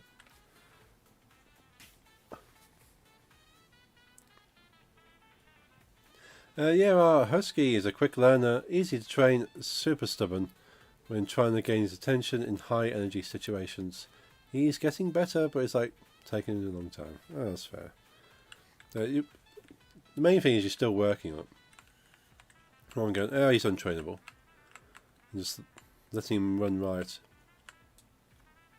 is obviously not the great thing to do. Yeah, there's some people that just get a dog and expect it to start behaving. You go, well, why aren't you doing proper dog things? You're misbehaving. You're not listening to me. So have you tried telling the dog what its actual sort of boundaries are? Oh, he's back. Welcome back, Lisa.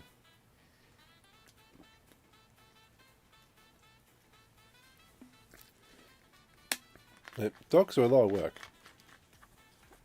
Some dogs are easier, but some people just don't understand how to look after their dog, which is unfortunate. I do apologise. Just clip the mic there.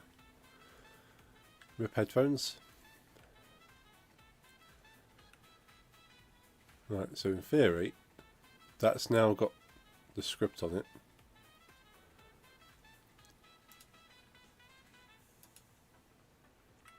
If I make this rubble spawner center of these 2 and then expand it,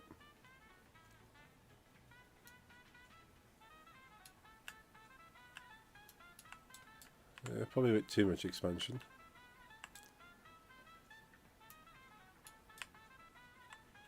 Yeah, probably about there. It's good.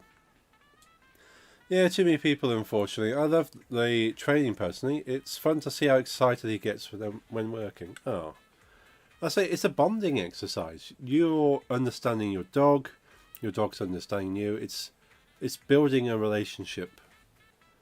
They're not just there as living, cuddly things. Oop, did it again. Really, I'm sorry. My spatial awareness isn't great at times.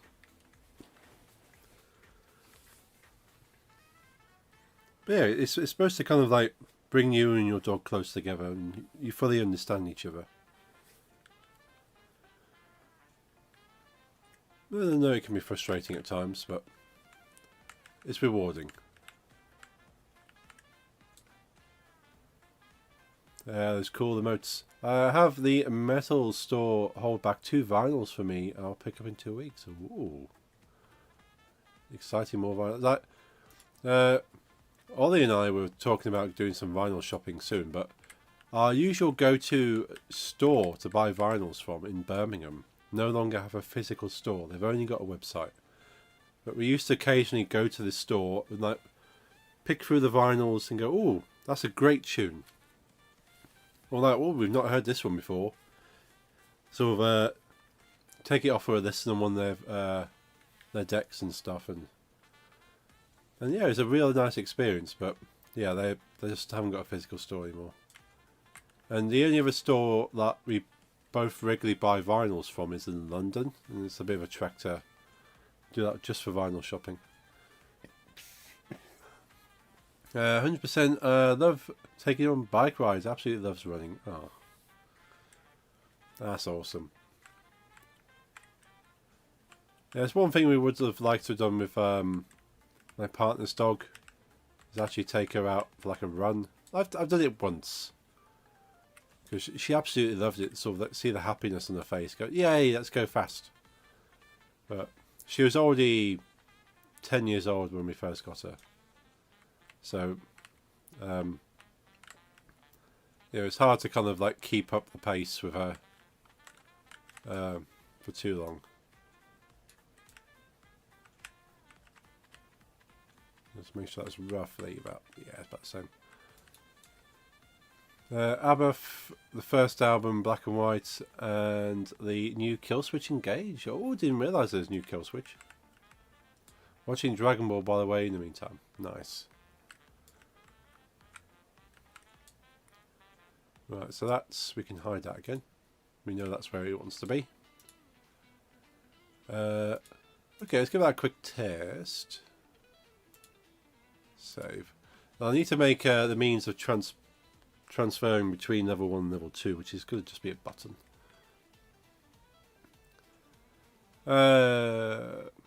You liked my Cannibal Corpse burnt flesh coloured vinyl? I did. That's very cool. Yeah, can't run with him.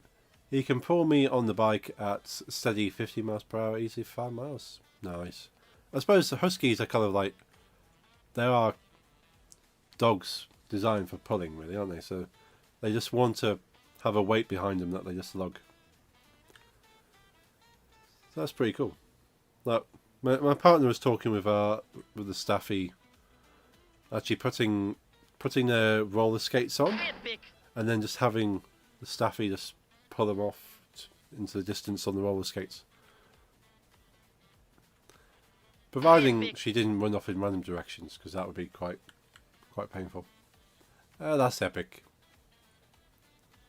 Epic indeed.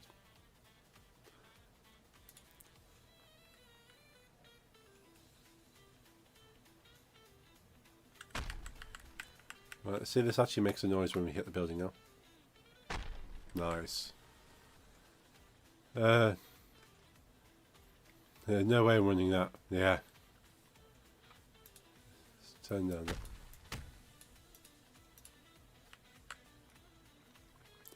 I've got about a mile in me. Yeah, I just don't generally run. I can walk really, really fast. I can like power walk.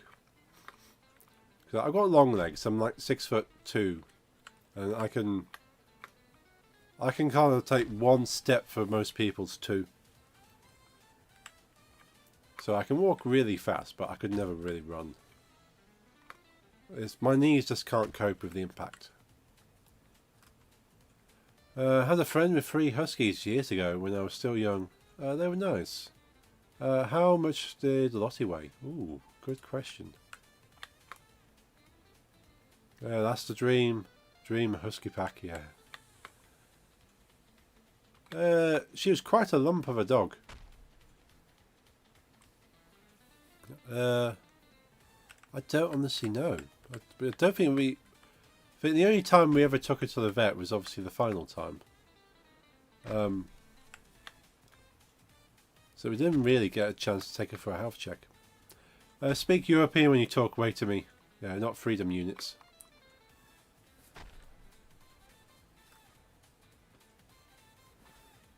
Yeah, you're back. Welcome back, Cubes.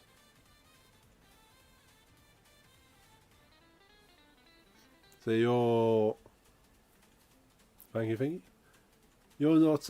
you're Grams? You're Grams, aren't you? Grams in the in Europe. Just do a quick check on the weights. Grams, kilograms, cool. Those things. How's stream going? Pretty good. I've just fine-tuning level 2. And then we just link the two together. And we have 2 levels in this. And I will endeavour to make a quick demo build for people to have a play with. There's obviously far more stuff I'd like to do. But I thought, well, I don't want to put a demo out with only the 1 level. I want to be able to have like, at least 2 levels with 2 different perspectives and go, well, how do these feel? Ooh, okay.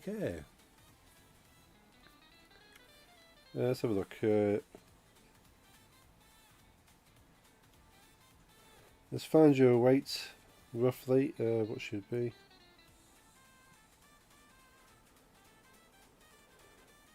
So was she quite heavy for us? So they say typically for her breed, there's anywhere between 11 to 15 kilograms. Now let's think. Very least 11 kilograms.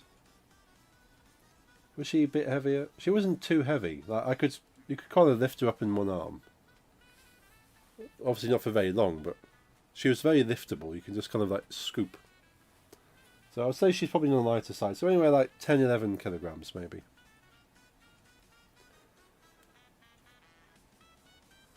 I don't think I'm going to lift mine with one arm now. Like, Uno's a big boy. But yeah, she, being a staffy, you could scoop her. Donya's around 40, 55 going to 60 in about a year. Wow. Yeah, big chunky dog. But yeah, so she was only, say she was like 12 kilograms. Like, that's not a lot unless it's coming straight for you. Take your shins out. They don't like being carried that much anyway, that's fair. Like, I personally don't like being carried. Like, believe it or not, at one stage, Nix could actually pick me up. Like, lift me about this high off the ground. And it's the most weirdest experience I've ever had. Because for someone of my height and general weight, being lifted off the ground is not an experience I happen to have very often. Which is fine. Imagine having to carry him around all the time. Yeah. It's not an easy thing to do. Build some muscle. Oh yeah.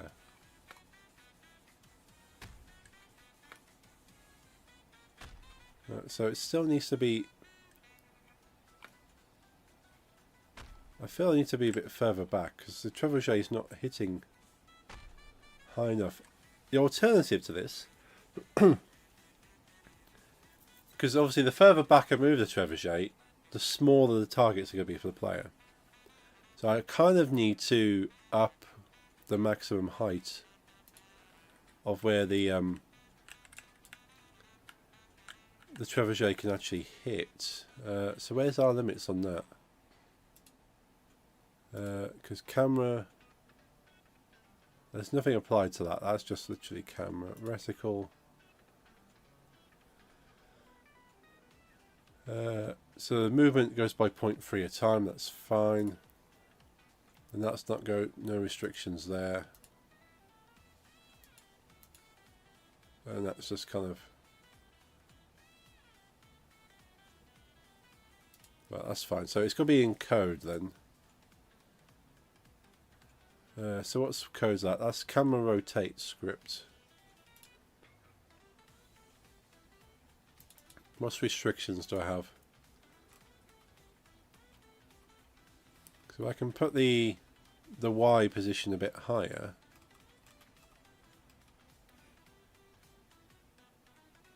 At some point I've actually got a limit of where it goes. So it's not in camera rotate.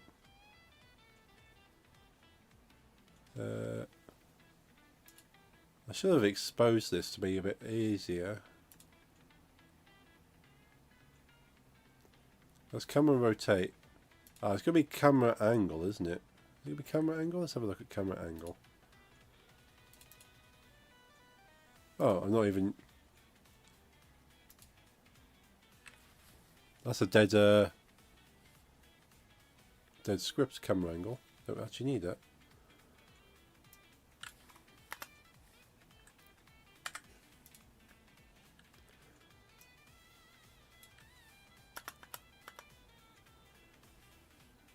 Target for angle that.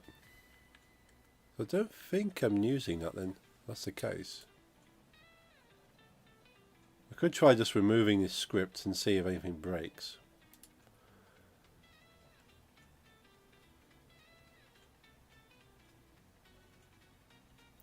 Because I've got the reticle target in there, but I don't think I need that.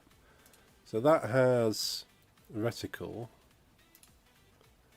Where's reticle? Right, this might have it. Moving up, if greater than 10, sets 10. So I should really have a private in here. Well, I suppose I could make it a public. Public float max Y. And we'll set this as 10 as a default. And it's going to be a min. Well, minimum is 0 by the looks of it.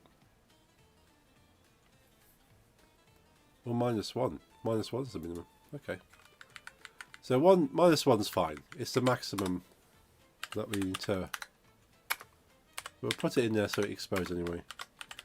Min Y equals -1. Put space now. That kind of spaces around our equals. So Cubes, what sort of game are you working on? I'm not sure if I've asked you before.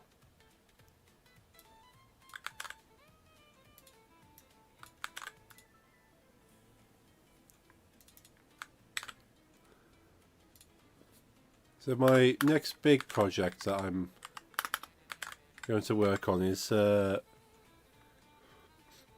thinking old school Zelda with old school Pokemon.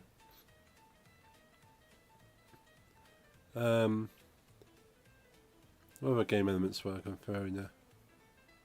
Basically, top-down look. So if you think of like older Zelda games, older Pokemon games, where you're looking down on the player and you see them moving around.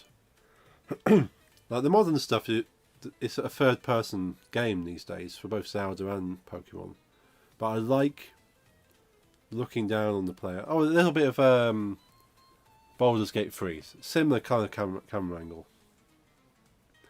Basically, you build a town on the surface of an island. In this island, there's a dungeon.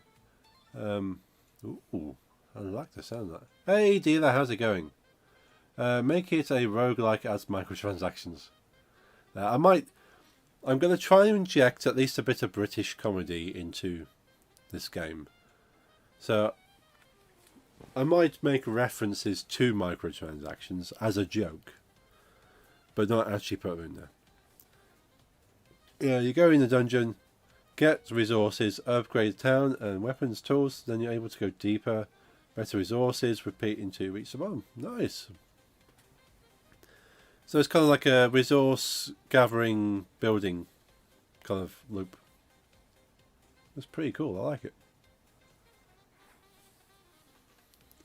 Yeah, those kind of games I can spend hours on. Like, I have so many games in my library, which is just like, well, build a few things, but in order to build more things, you need to go out and find the things. Once you find them, you go, oh, now you have this item or this material. You can start building these. You go, oh, that's cool.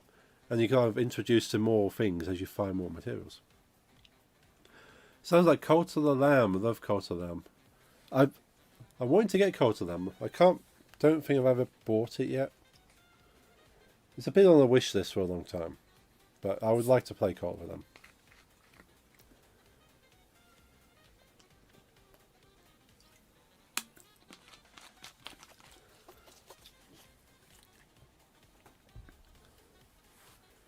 Yeah, this project of mine will feature dungeons. Like your typical kind of like fight your way through the dungeon to find something at the end. That's your typical thing in games. Like, I'm not going for anything groundbreaking. I'm not going to try and make like the next big indie hit. I just want to make the experience that I would like out of a game, and hopefully people enjoy it as well. Can't wait to try your game. Oh, thank you, dear. But I'm going to try and have I said this on Friday, but I'm going to try and have a demo out today to put in my Discord. I just want to make sure this works, and then you can play levels 1 and 2. And then, yeah, that's enough for a demo and see what people think. Then I can start adding more mechanics in. I don't want to start throwing loads of mechanics into it and go, actually, the base is not great. There's a level 2. There is indeed. That's what we're working on right now. Let's save that. Let's come out of here.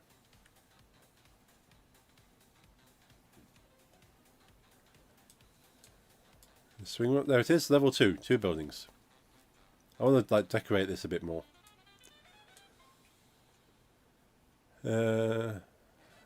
Yes. Let's save that. Twin Towers. Yeah, I did allude on Friday that you could make Twin Towers references. And the fact they fall down afterwards has no reference to any real life events.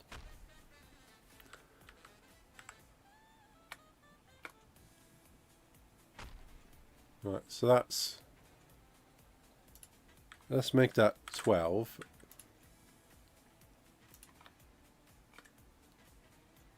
Ooh, 12 goes up high. Some will claim they still fall down regardless if you hit them or not. There is that, I suppose.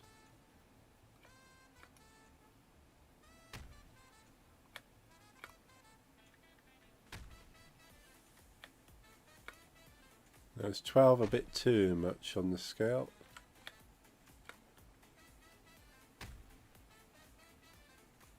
I don't know, so adding the element that you can't just power it to the max and be able to hit the top adds a little bit more to it, but it's so minimal. It's going to be frustrating, I think. Had to cheat on you for a couple of minutes. What did I miss? Didn't miss too much. I'm just changing the maximum value of the slider. So I've gone from 10 to 12, but 12 throws the rock onto the roof, which isn't a bad thing, but you just have to try and stop it before it gets to the top. But it's from this distance, like halfway up is at the bottom. So you're only really playing with half a bar at this point. So I think I'm going to have to revert back my changes of where the actual trebuchet is and bring this closer again. And then experiment at how high I need to go from this position. So this looks a bit more reasonable, as in visually. And it still hits nearly at the top there. So let's go back to 12. Epic. Oh, we might have accidentally found the formula here. Epic. Nice. One of my favourite rappers went live. Had to give some appreciation to my boy Saber? Or Bill Saber. Nice. Hey, all those cool pigs. First ever sub I bought on Twitch years ago. His songs have mils of watches, but on Twitch he's not that big, so it's epic to talk to him. They probably like him better as a rapper than a game. That's fair. I've seen musicians that also play games on Twitch, and yeah, they don't have a massive community because people go, well, I like your music, I'm not here to watch you play games. Because the support act on Monday, as December falls, their vocalist actually streams on Twitch, and their guitarist is sometimes playing co-op with her. So it's quite cool to see them, but again, if you're not really into games, you just like the music, you're not going to watch Twitch really. But there's people that enjoy video games and enjoy that style of music who go, hey, that's cool, let's watch one of my favourite artists play some games and chat to them. That's cool, the first ever sub.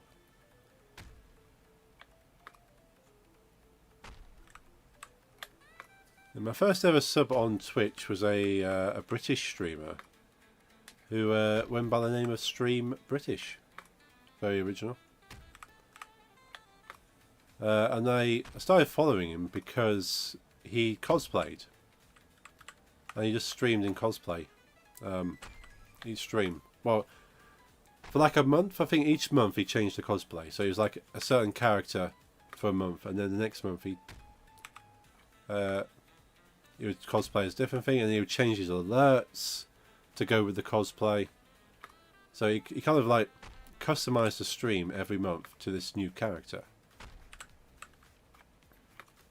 And it was really cool, but then he kind of didn't have as much time and money to kind of keep doing this, because it obviously costs money to buy the cosplay stuff and time to build stuff and change the OBS each time. And he didn't stream so much, and then yeah, he's just got a tiny community now, and goes live when he can. I think mainly because his children are growing up, so I had to spend more time looking after them. Not having to, but making sure he spent more time looking after them. I wonder where he got the inspiration for that name. Yeah.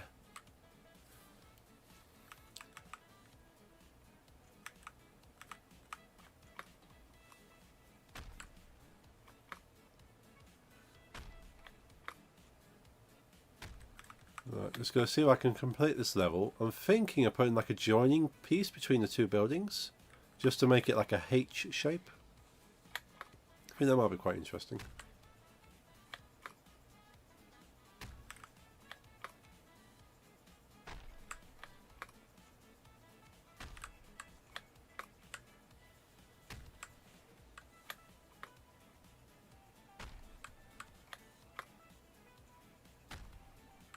Yeah, I'm hoping this game has a similar kind of feel to games like Power Wash Simulator, where it's like a completion of filling in, or kind of like covering an area, like basically colouring in, taking a crayon and colouring in a box. It's a very simple kind of pleasure that doesn't really require you to strategize too much. You can decide how you approach it, but you don't have to really put too much skill or thought into what you're doing. You're just enjoying the experience. And so I can chat to you while I'm playing it, and that's kind of the game I like. I like games where I'm not having to focus steadily on it, and if I break the immersion, I'm kind of like, I just don't have the energy to get back into this now. No clue. His name on PSN is Black Goku. That one is easy. He likes Dragon Ball is black. Makes sense. 228 out of 240 squares. We've got some over here we haven't done. Add wind physics and drag. Oh.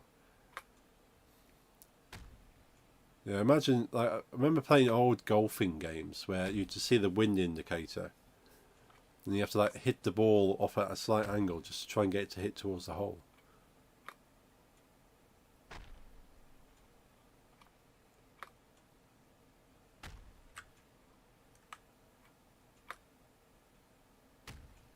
Still probably need to bring the trebuchet a little bit closer.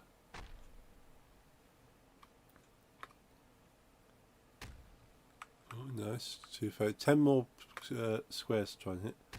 Will they collapse separately from each other? By the way, here, it's all sat on one platform eventually. It's like, so the platform lowers. So I could have two separate events. Like once the one is hit, and then it goes down. But then it's added complications for me, and it is a kind of not realistic to have one building on the verge of collapse and then not falling down until the other one is completely hit. But then it depends how your conspiracy theories go. That's whether buildings can just spontaneously fall down when one has been hit. Also built by Goku, by the way. Built like Goku. That's awesome. Takes a lot of work to maintain a body like that. I'm assuming, because I've never put the work in and I don't have a body like that. Oh, the music stopped again. How long was stream? Oh, 2.5 hours. Yeah, I suppose each video I played was only an hour long. Another chance for the trebuchet to spontaneously combust and instantly close the game and completely delete everything. Yeah, and put it in hardcore mode.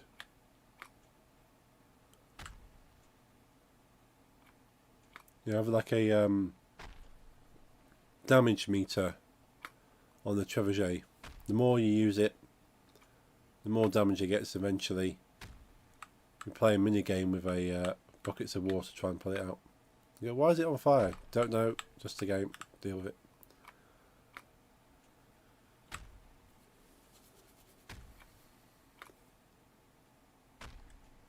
Oh, 4 more. 4 more to hit. 3 more to hit. It's usually one of the windows that I can't see from this distance.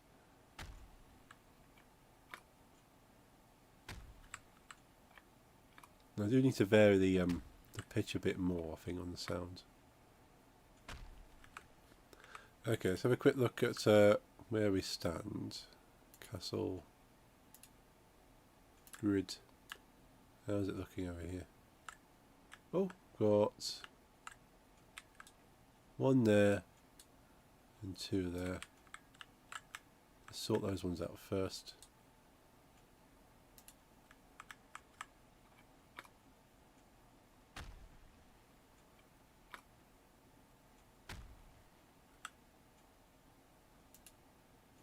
We've still got that one to the side there. Permadeath, wherever you lose the game, replaces the boot record of ASCII art that killed you. I'm sure people love that. We've got one up there, just that top corner of the oh, a little bit higher. Can do it before 10 minutes. There we go. It's not making the rumble sound. Have I missed something else again? I didn't bring the smoke across either, so I need to bring the smoke across, otherwise it looks a bit weird just having a load of bricks just suddenly spawn out of nowhere. Okay. Where is... let's close that up. Smoke. So centre the smoke. Once you go offline today, will you bring me over to Shadow Wolf? Save the click. Yeah, I suppose I can say hello to Shadow Wolf again. He's very kind. I can see him lurking in my chat. It's very good. Good man.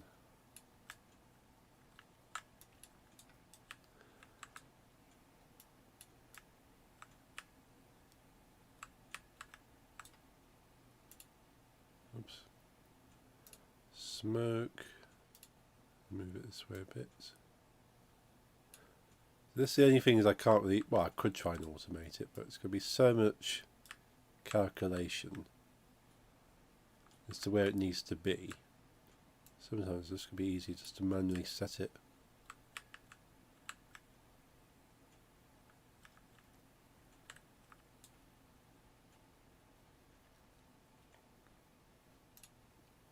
Make it a little bit wider so it just covers the illusion of the building falling. So where is it in the rumble? Not the rumble generator, is it? Where's the sound of the rumbling come from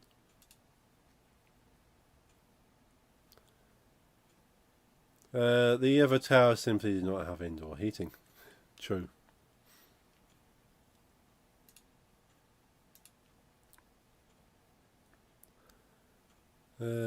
So why is that not caught up? There we go.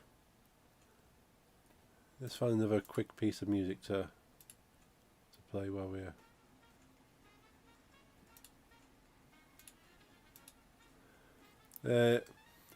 intimidate the keyboard into fixing everything.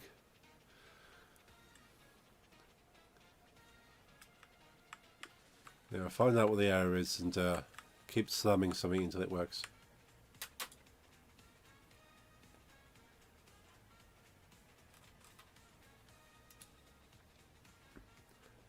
So your Earth Rumble, so sound effect Castle Fall. So sound effects.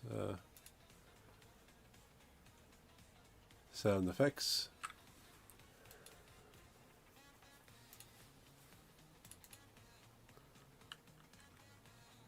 So it's castle collapsing as opposed to play Castle Fall there. So the same thing that starts the smoke is supposed to play castle rumbling sound.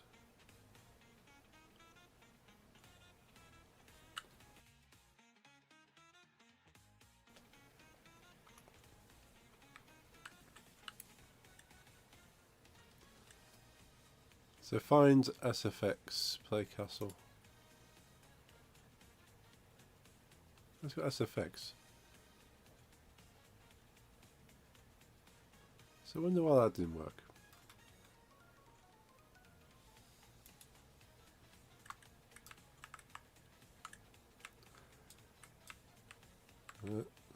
I'm thinking I should bring the trebuchet a little bit closer.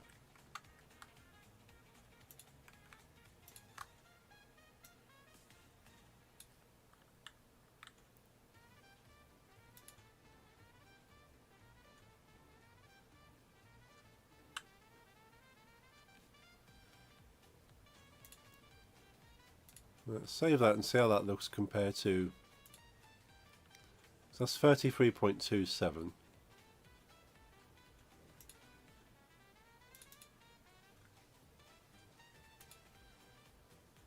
That's 22 points. So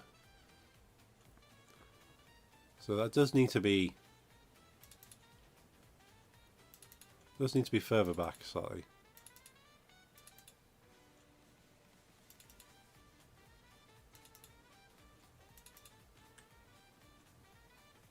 It does look a little bit weird being offset, but you need this angle to get to that side around the tree. And I like the fact the tree's hindering you slightly.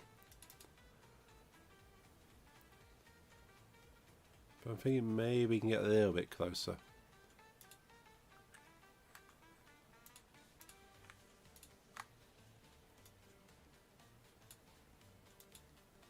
Yeah, because I don't want the UI to kind of... You won't see that bit of UI playing the game. So it won't matter so much. But I don't want any of the other UI to kind of hinder in the play area. So just going to play that and make sure you can still hit everything comfortably. Ah, We didn't adjust the change it back to 12.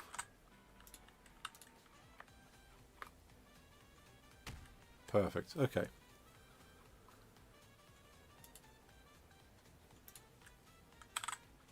Change it to 12 there. And change it to 12 there. So we know we're not overriding anything anywhere. We're just saying 12 is the maximum now.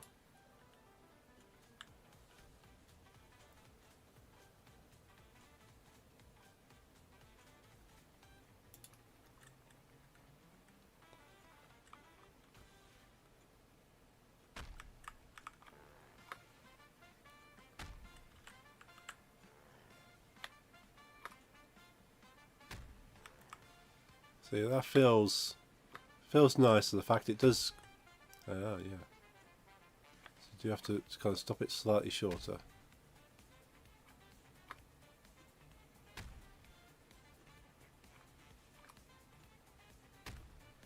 The difference it makes, just that little bit.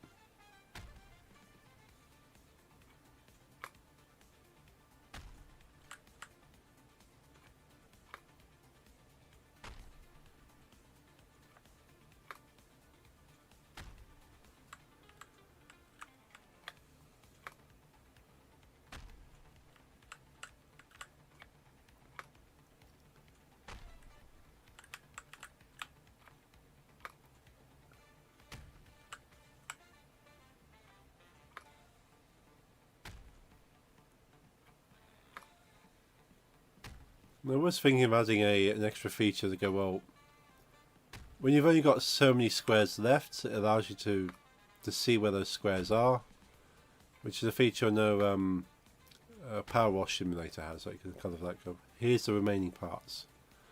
Hey buddy, this is coming along nicely. Hey, how's it going, Key? Good to see you. Hope you've been keeping well. I've been seeing you going live a couple of times, just haven't been able to sort of get to a computer in time. But how's things? This is coming along quite nicely. I've actually done some decent UI stuff. Like, even happy about the selection stuff now. Even though you can still select it, I need to kind of... I also need to hide it so you can't see it floating about. That's more of a debug thing for me to know it's loaded the right mesh.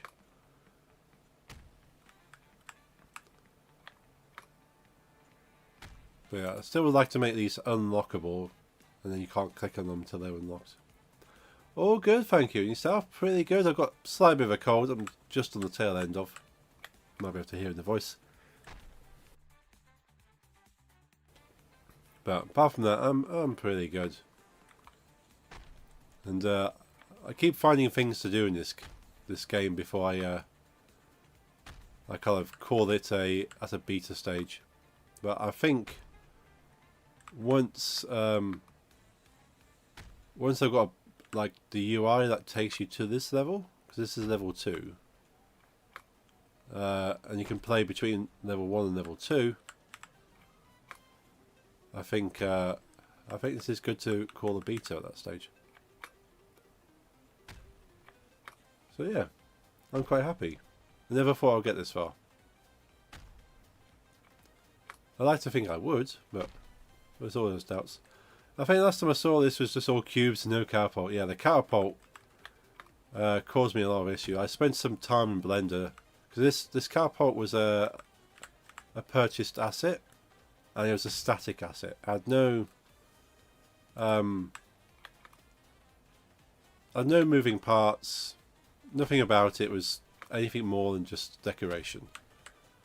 So I actually pulled it apart a little bit in Blender and gave it some bones, joints, and made an animation for it, and it becomes a functional game unit I can use. But that was a learning experience. Do you know coding? Have you used tutorials, things? So my day job is working with C#. So I just basically took my general knowledge of C# in a .NET environment and then just learn the Unity elements on top. I've done a couple of tutorials just to learn how to use Unity. Like, okay, how do you make a thing do this? Or so how would you have these two things interacting? And then the rest of it I've kind of gone, I want to do this, how do I do it? Look it up and went, oh, that's easy enough. And just kind of go with it. It's like the main tutorial that kind of spawned this game was a bowling game. It was literally a ball and skittles, and it was just applying a standardized force to the ball at an angle to hit skittles. And I thought, well, what can I do with my basic knowledge of how to make an object rapidly approach other objects? I thought, I can make a game about throwing rocks. Oh, nice. Yeah, if you have the base knowledge, you're halfway there. Yeah, like, well, I know the coding's, knowledge of coding's pretty decent. It's just the Unity specific things. Well, how do you deal with like pulling objects in? How do you work with those? How do you... The hardest thing I've found with any of this is rotation. Because I would like to thought rotation works the same way it does in the editor inspector window. But it's not. It's like rotating something 90 degrees is not as easy as going turn 90 degrees. So that confused me a bit. Whereas if you want something to move to an XY position, just go, well, X equals this, Y equals that. Go there. It's like, oh, cool. Easy. I can work with that. But yeah, it's cheat a little bit of zooming. But yeah, that's the main thing that just held me back is just learning rotation of things. Like, kind of make this rotate. I have something that moves backwards and forwards here across a like a little track, and I just tell it to point object at that object. So turning left and right is actually just moving a little slider across the screen, and I'm making the object point at it. I thought that's the easiest way to do it. And of course it hits a maximum over there, it stops moving. Hits a maximum over here, stops moving. So the angle is determined by an invisible bar. So I can make that bar wider or narrower, and that's literally how that bit works. There's probably easier methods of doing it, but that's basically this object here. It's a little slider that kind of, well, it actually rotates slightly as well. But I found kind of hacky ways to do things, and then as I've gone along go, actually that's a slightly better way of doing it, and then improved it.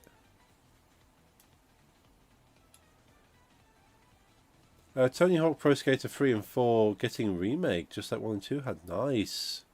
Yeah, I've got the remake for 1 and 2 on a couple of consoles actually.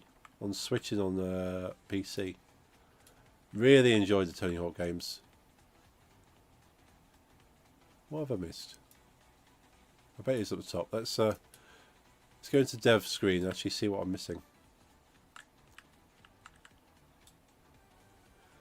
I get 3 and 4 instant on day release day. Nice, yeah.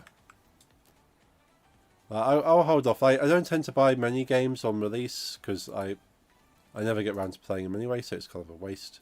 Ah, that square there. So that's it's always near the windows. I forget.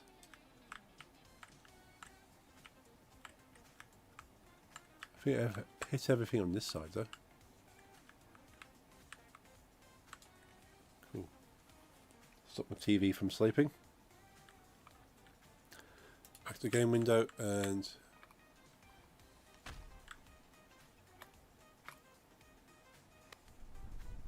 yeah, that's rumbling. Smoke's generated correctly.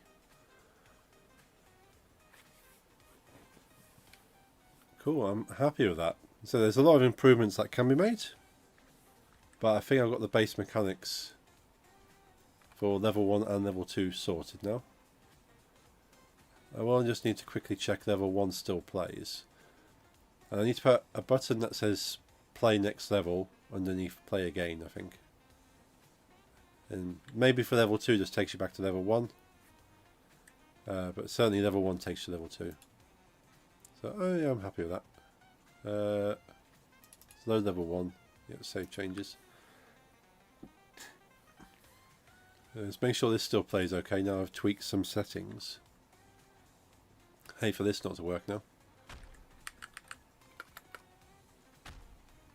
So this should be far easier for now compared to what I've just been playing.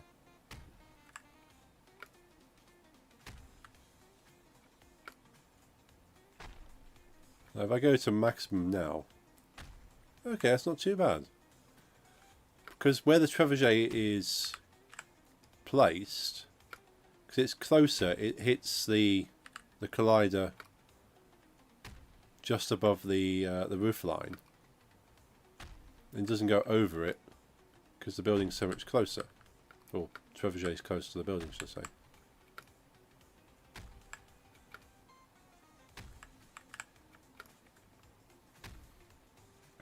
Let's pick a chicken. Yeah, other things I like to do is make the chicken make a sound when it hits the building, rather than just being an inanimate chicken object. It is add a bit of comedy that the chicken squawks when it gets hit.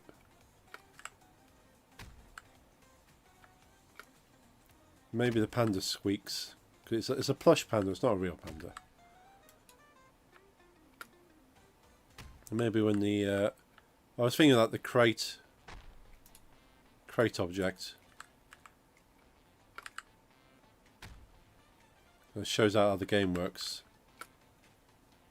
because the object you're throwing is perpetually just above the trebuchet until the arm reaches that point, and then it reveals the object and then adds force to it. So as the arm's coming up, it's got nothing on the arm. I didn't know if I wanted to go through the hassle of trying to attach that object to the arm, or whether I'd have like a copy of the object attached to the arm, which then disappears and then shows the one that is actually moving. Which I might still do that. I might have a copy that attaches to the arm, but then the player can't see the arm until it's already up this way. So it happens so quickly. I think the illusion's still kept.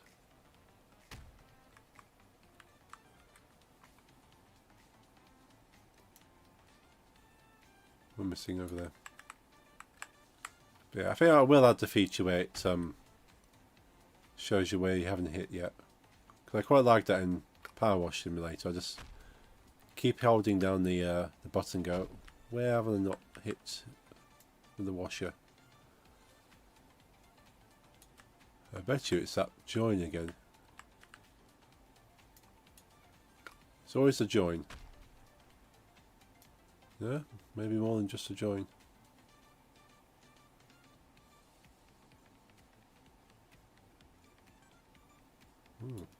That's all polishing though. Getting the fundamentals done first, and touching up at the end. Yeah, I can see it for myself being very easy for me to focus on the detail.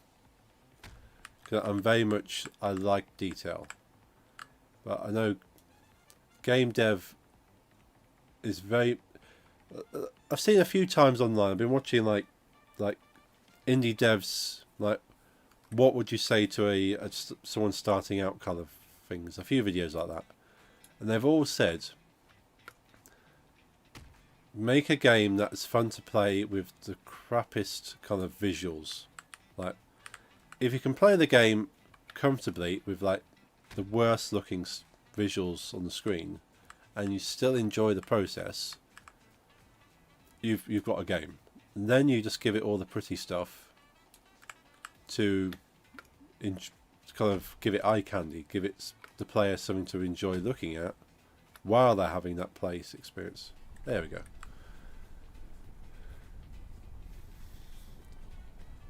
So yeah, so level 1 still works, level 2 works. I've not broken anything. I just need to add another UI element,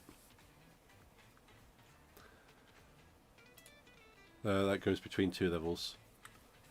Playability over graphics. I'm a horror game player primarily, and some indie horrors are very PlayStation 1 graphics, but so much fun to play. Yeah. Now you think Minecraft, one of the biggest games out there, and it came from an old Java. Well, you still play the Java versions, but the popularity's progressed beyond Java. But it's just a Java game with very basic graphics that run on next to any like hardware. But because the gameplay is so simple and addicting, it just carries on. I mean, you have games that look so beautiful and amazing, probably have like a few hour playtime, and it's not satisfying.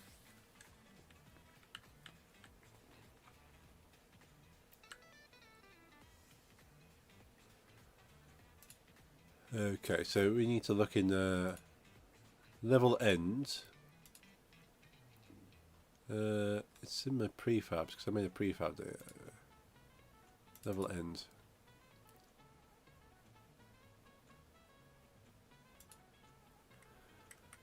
So I need to make a duplicate of. Looking behind it.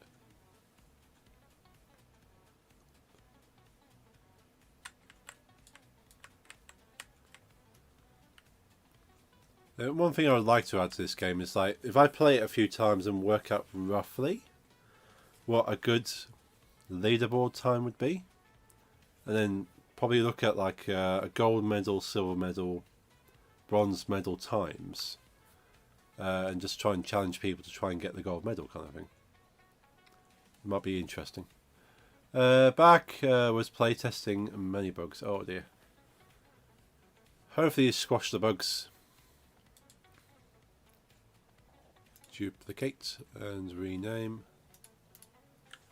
Call that next level. And move this down.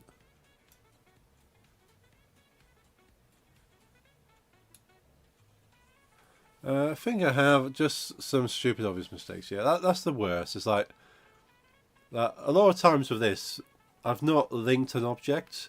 And go, why is it not doing that? Oh, the object that I wrote in the code and it's expecting, I've just not linked. So of course it can't do it because there's no object to link to it. Let's get a Photoshop open. I'll rustle up a quick button. I'll swap out play again for like next level. Yeah, exactly. A couple of mine were.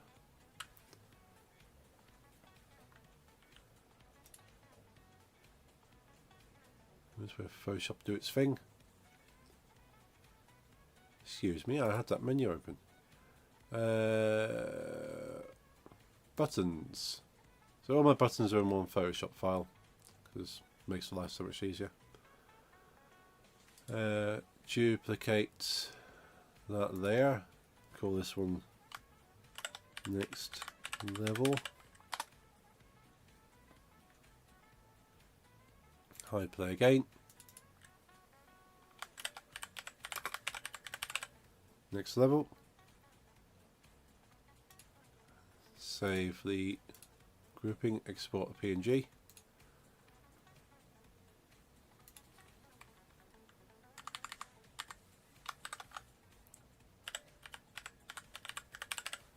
Next level PNG. Let's bring that into my UI sprites. Button next level. Let's drag that in there.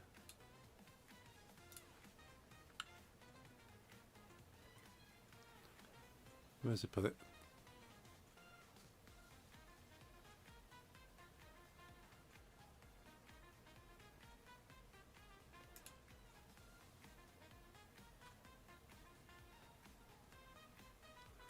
Rig Quit Pro. Oh, nice.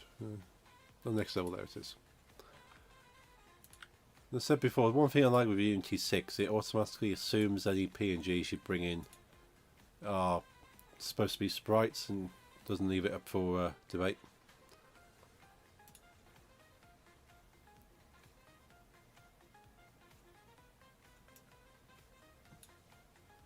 Next level. So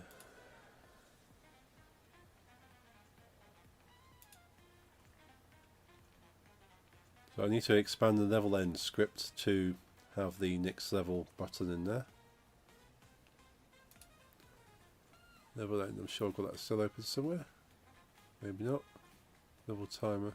Let's close some of these up.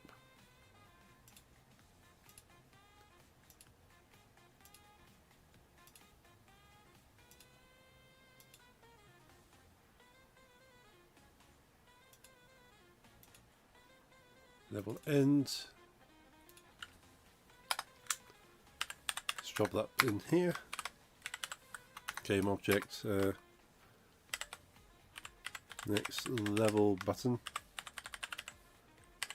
So that can the code can display that.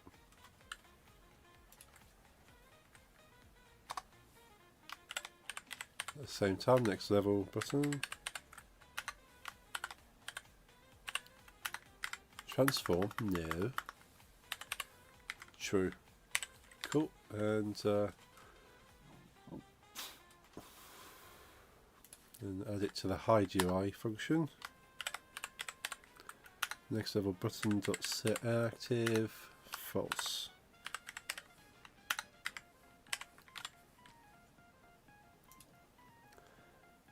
Gonna watch some Dragon Ball and then sleep. Okie dokie, Lisa. Hope you have a good rest. Enjoy Dragon Ball. And yeah, I shall see you next time. Next stream will be on Monday.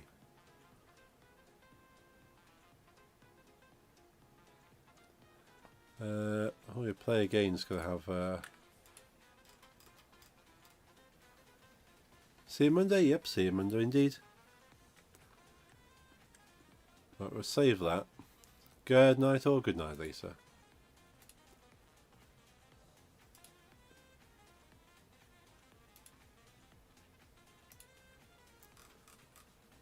So, castle holder show building. Don't really need a castle holder. I suppose you could probably have it in there. Because return to main menu. UI controls. I suppose I can put it into UI. I don't really want to cross-link it.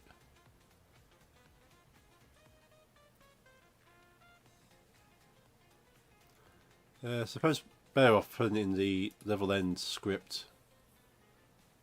Just link it into that. But UI controls will have the code that I want to borrow from. There's one or two little bits of spaghetti in this that's still there, I've noticed. It's like, yeah, I thought I cut it all out. Because not actually designing this game, just kind of making it up as I went along, it left too much opportunity, unfortunately, to create spaghetti. But I've removed most of it, fortunately. Who doesn't like some spaghetti, of course, yeah.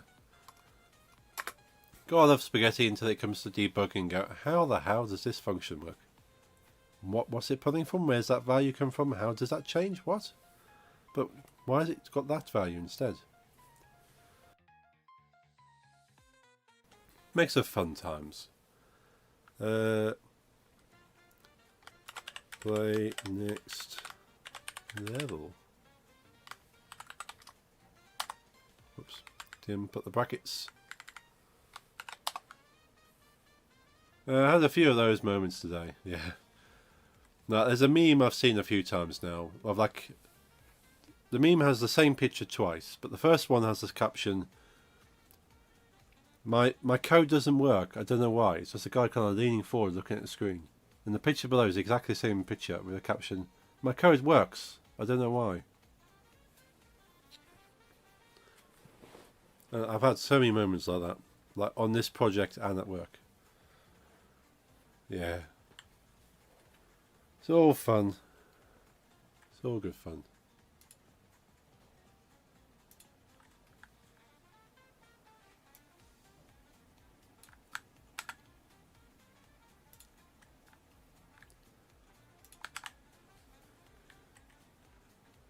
Now here's the interesting thing. So play next level. I'm probably going to have to poll the current level. And then whatever it is, that's going to be a little bit messy, but considering this script is used on multiple levels, I don't want it to necessarily loop around back to the... So I could do it in scene order and just like take the current scene number and just add one to it.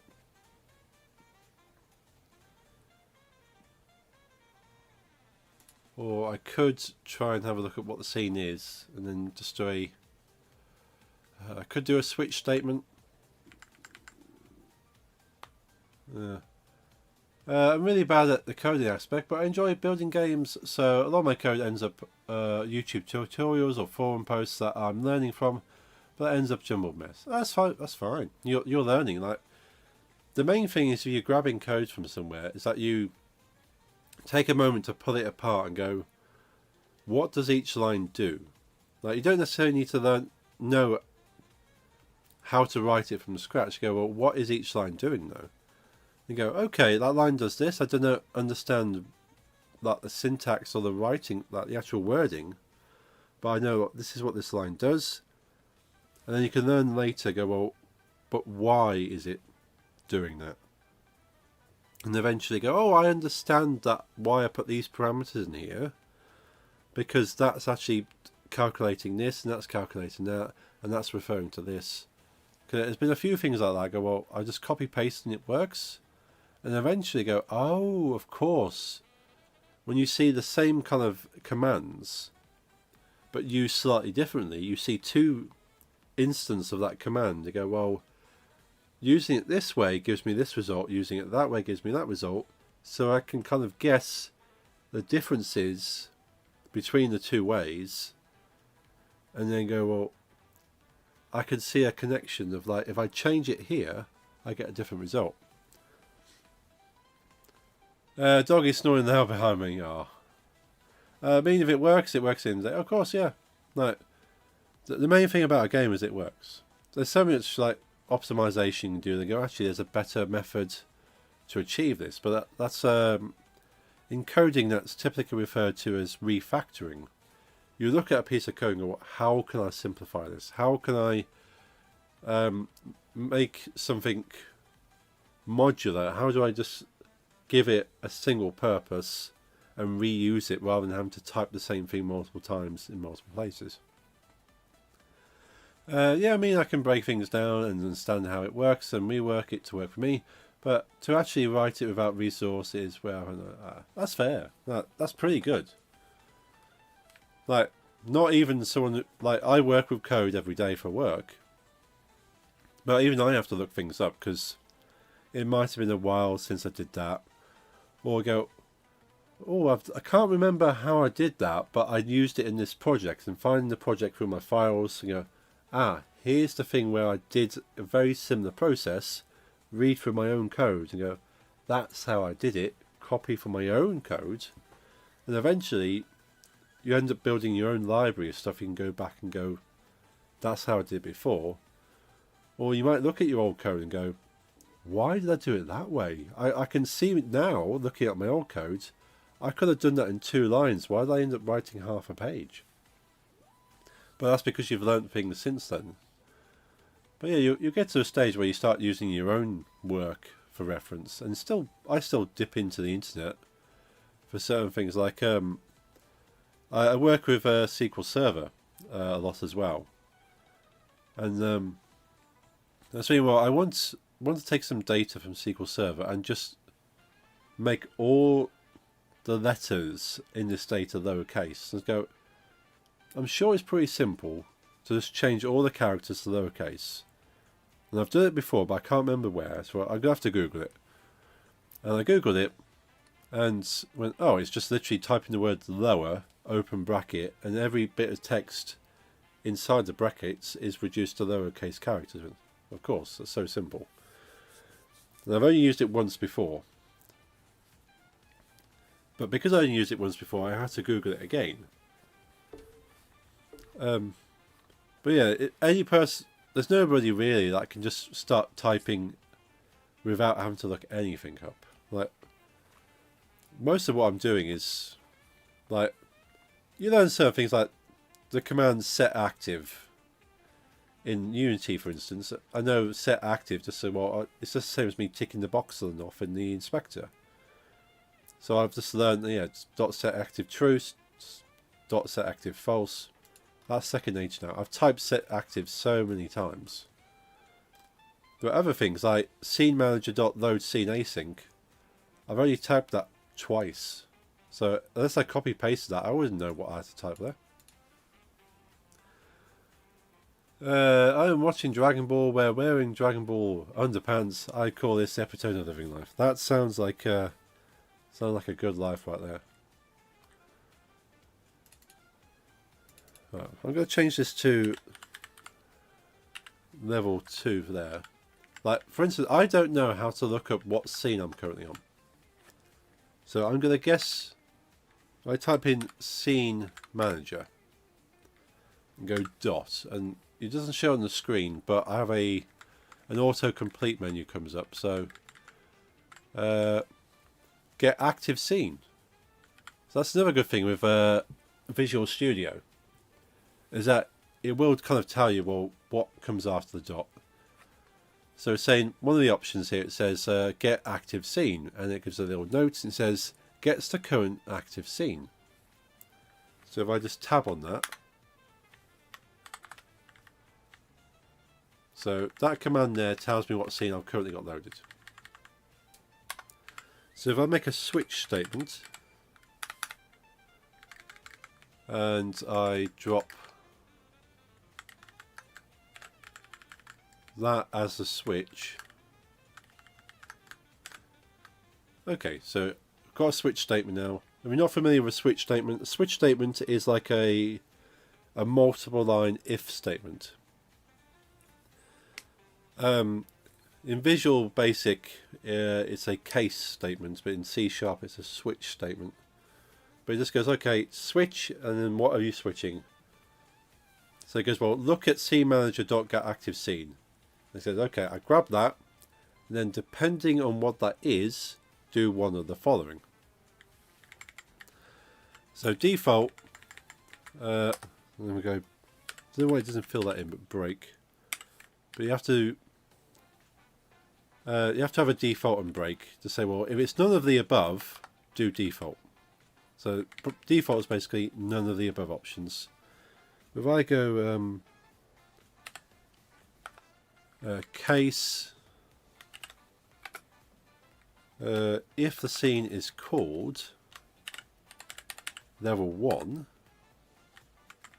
oops, need to put the colon after the,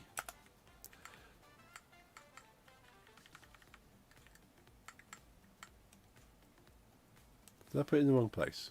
So even I'm not too familiar with. Current string to Unity. Oh, it's because it's a scene. It's probably going to be active scene dot. Is it name? Need name, don't I? Name. There we go. So active scene dot name. So the name is text. The scene is not text. So the scene is a whole scene. I just want the name element of the scene and go, well, is it level 1? If it is level 1, load level 2. So cut, paste it in there, and then go break to say do no more actions after that. But I can make a second case to go, well, actually, if it is called level 2, do the following. So copy those 2 lines. If it is on level 2, just switch it back to level 1.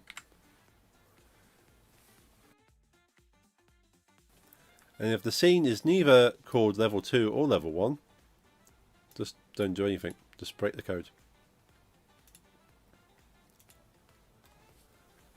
Let's minimize that.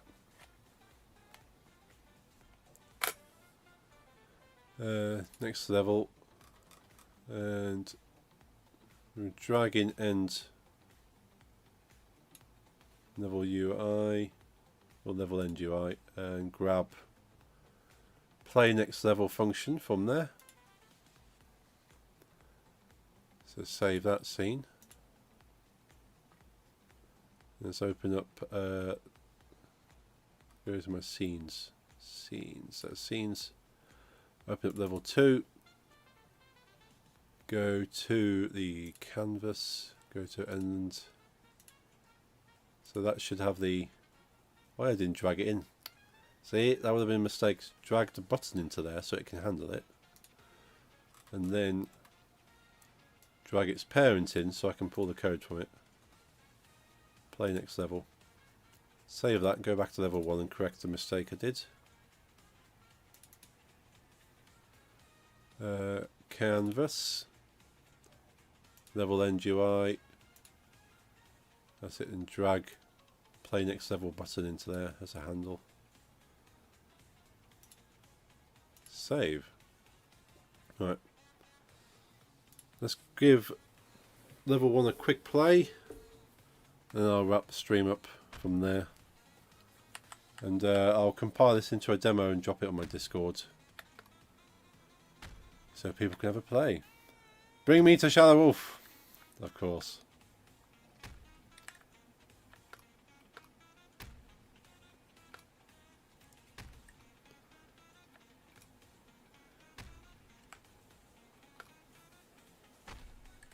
The cheeky monkey smile.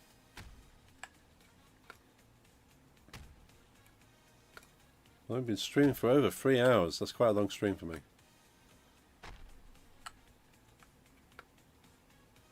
But I'm determined that I want to get a line drawn on this game.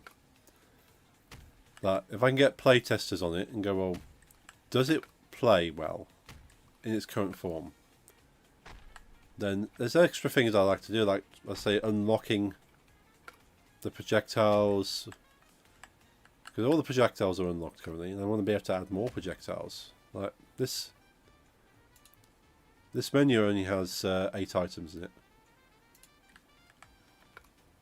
Now, this pumpkin I made in Blender, so that's one of the reasons the pumpkin's in there.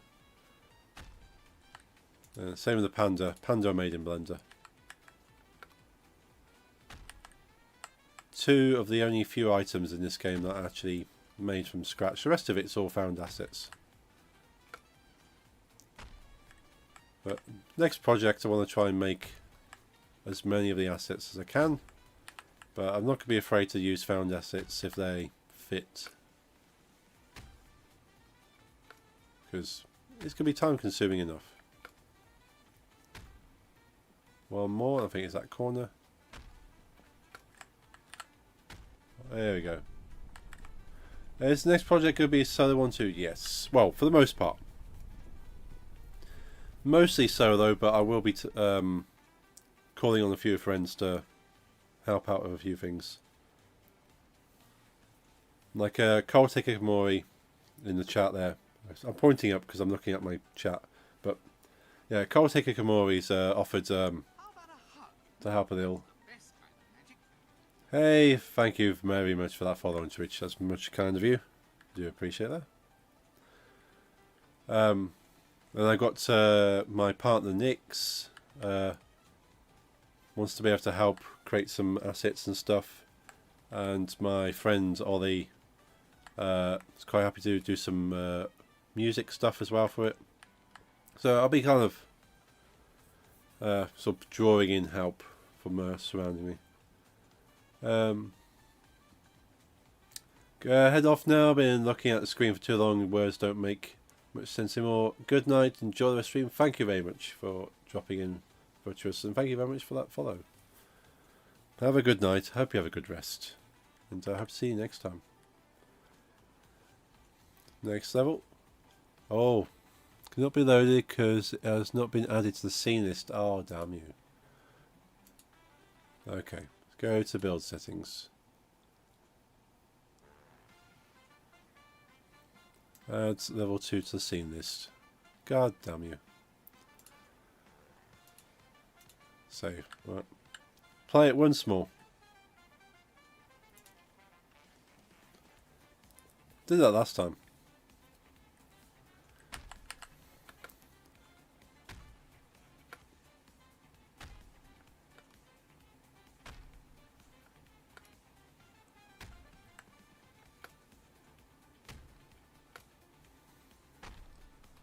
There's one or two things I would change about the UI as well, just kind of cleaning it up a little, but it's far better than the default Unity UI. It's more kind of unique to the game.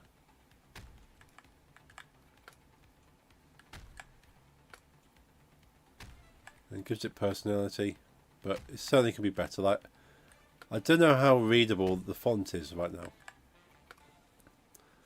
Like, when it's so tiny on the stream, at the very least, that's going to be hard to read. But when it's full screen on someone's computer, hopefully it should be a bit more readable. Because it's readable to me in this tiny preview window in Unity. But I can appreciate not everyone's going to be able to read it.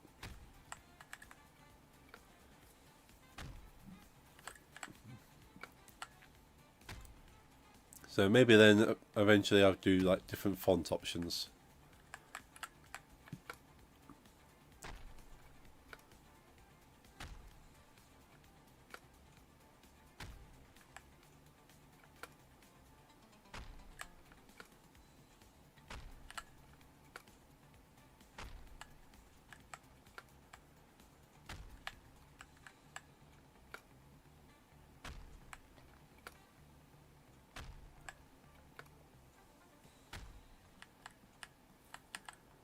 Maybe missing. So if you have to zoom in to kind of see what I'm missing, just above the door there. Two more.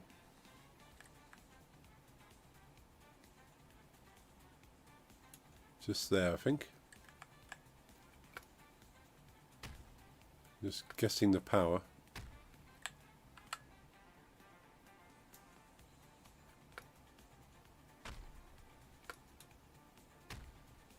There's the one. Ah, top of the window. It's always top of the window. No, not top of the window. I thought it was the top of the window. Still keep checking top of the window. No, it's definitely not there. Is it that seam again? Yeah, it's always that seam between the two buildings. Because the bit's sticking out, it makes it hard to see. So that could be some feedback. I'm guessing people will come back to me that you can't finish level 1 because you can't see the bit in the middle. Right, next level. And I do need to hide.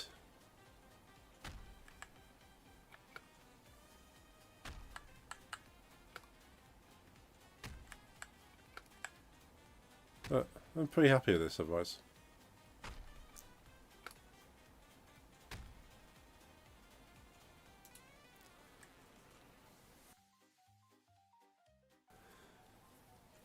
Felt a little bit anticlimactic and the windows didn't break. Yeah, I could probably make some kind of like glass shattering effect.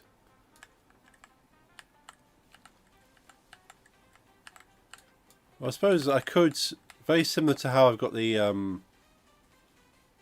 where is it, castle holder. Yeah, very much like I've got the grid generators here. I could probably have like a glass generator and just kind of put it over here, and when the object kind of triggers that, it will then set off a glass smashing kind of thing. Ooh, yeah. Because a lot of the stuff is like invisible kind of spawning things, like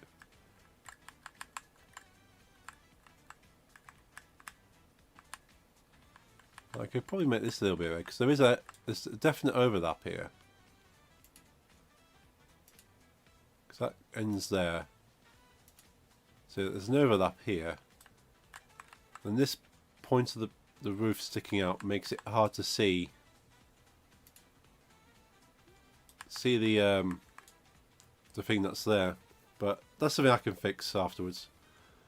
But I'll make a demo, stick it on my Discord, and then I can work out the more details on it. Yeah, we'll There was a bit of OBS delay there. Didn't even get a chance for transition. But yeah, we'll wrap the stream up here because it is very late. And I normally would have finished about half an hour ago at the very least. Hey Cubes, welcome into the server. Let's make sure you get the appropriate roles. What roles do we need to give people these days?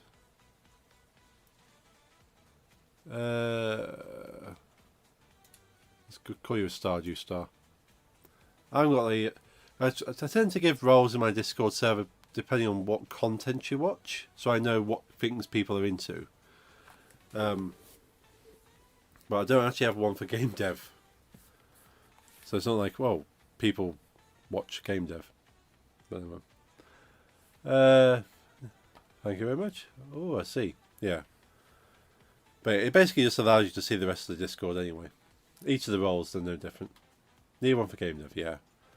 But it's mainly for like organising people. Like I can see, oh, these people that are yellow are into music. So everyone who's got a yellow thing is because they like when I do music streams. I've not done music streams for a long time, which is probably why I've not seen them for a while. But yeah, definitely one for game dev, so I can see, oh, these people will likely be interested in any game dev stuff I'm doing. But yeah, I'm gonna compile this into a demo. I'll drop the link on my Discord, and yeah, you can download, play it, give feedback. So as far as features go, I can add tons of more features. But it's more really like how it plays, like on the basic level of it. Is it entertaining? Can you have fun with it? And there's so many more things I would like to add in just to kind of make the experience more. Well, good. I'll try it when I can. No problems. Thanks, Cubes. Thank you for the raid as well. As I always appreciate you being here. And I'm going to get some rest now. And no stream on Friday because I'm going to a gig. So next stream will be Stardew Valley with Coltic Kamori, Lysaurus Rex and Nyx on Monday. And then next Wednesday we'll be doing some more game dev stuff. But thank you all for tuning. We're going to go and raid Shadow Wolf as a long-time lurker.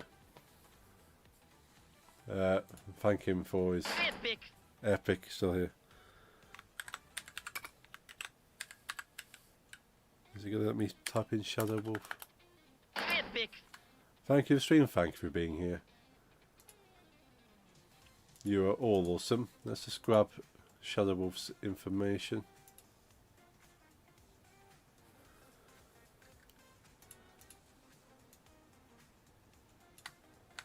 Grab him from there. Let's come back to here. God, I don't care, Windows, go away.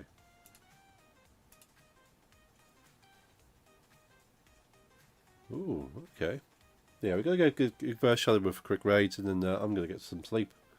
Thank you all for joining. And, yeah, I shall see you all on Monday. Oh, that's cool. It's been a while since there's a shout out.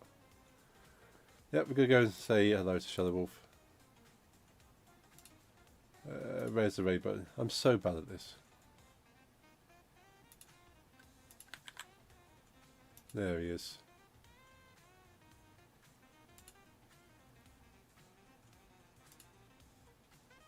Cool. I shall see you all on Monday. I hope you have a good night. Good night. Night all. Where's my end screen? There it is. Let's go see Shadow Wolf. Bye.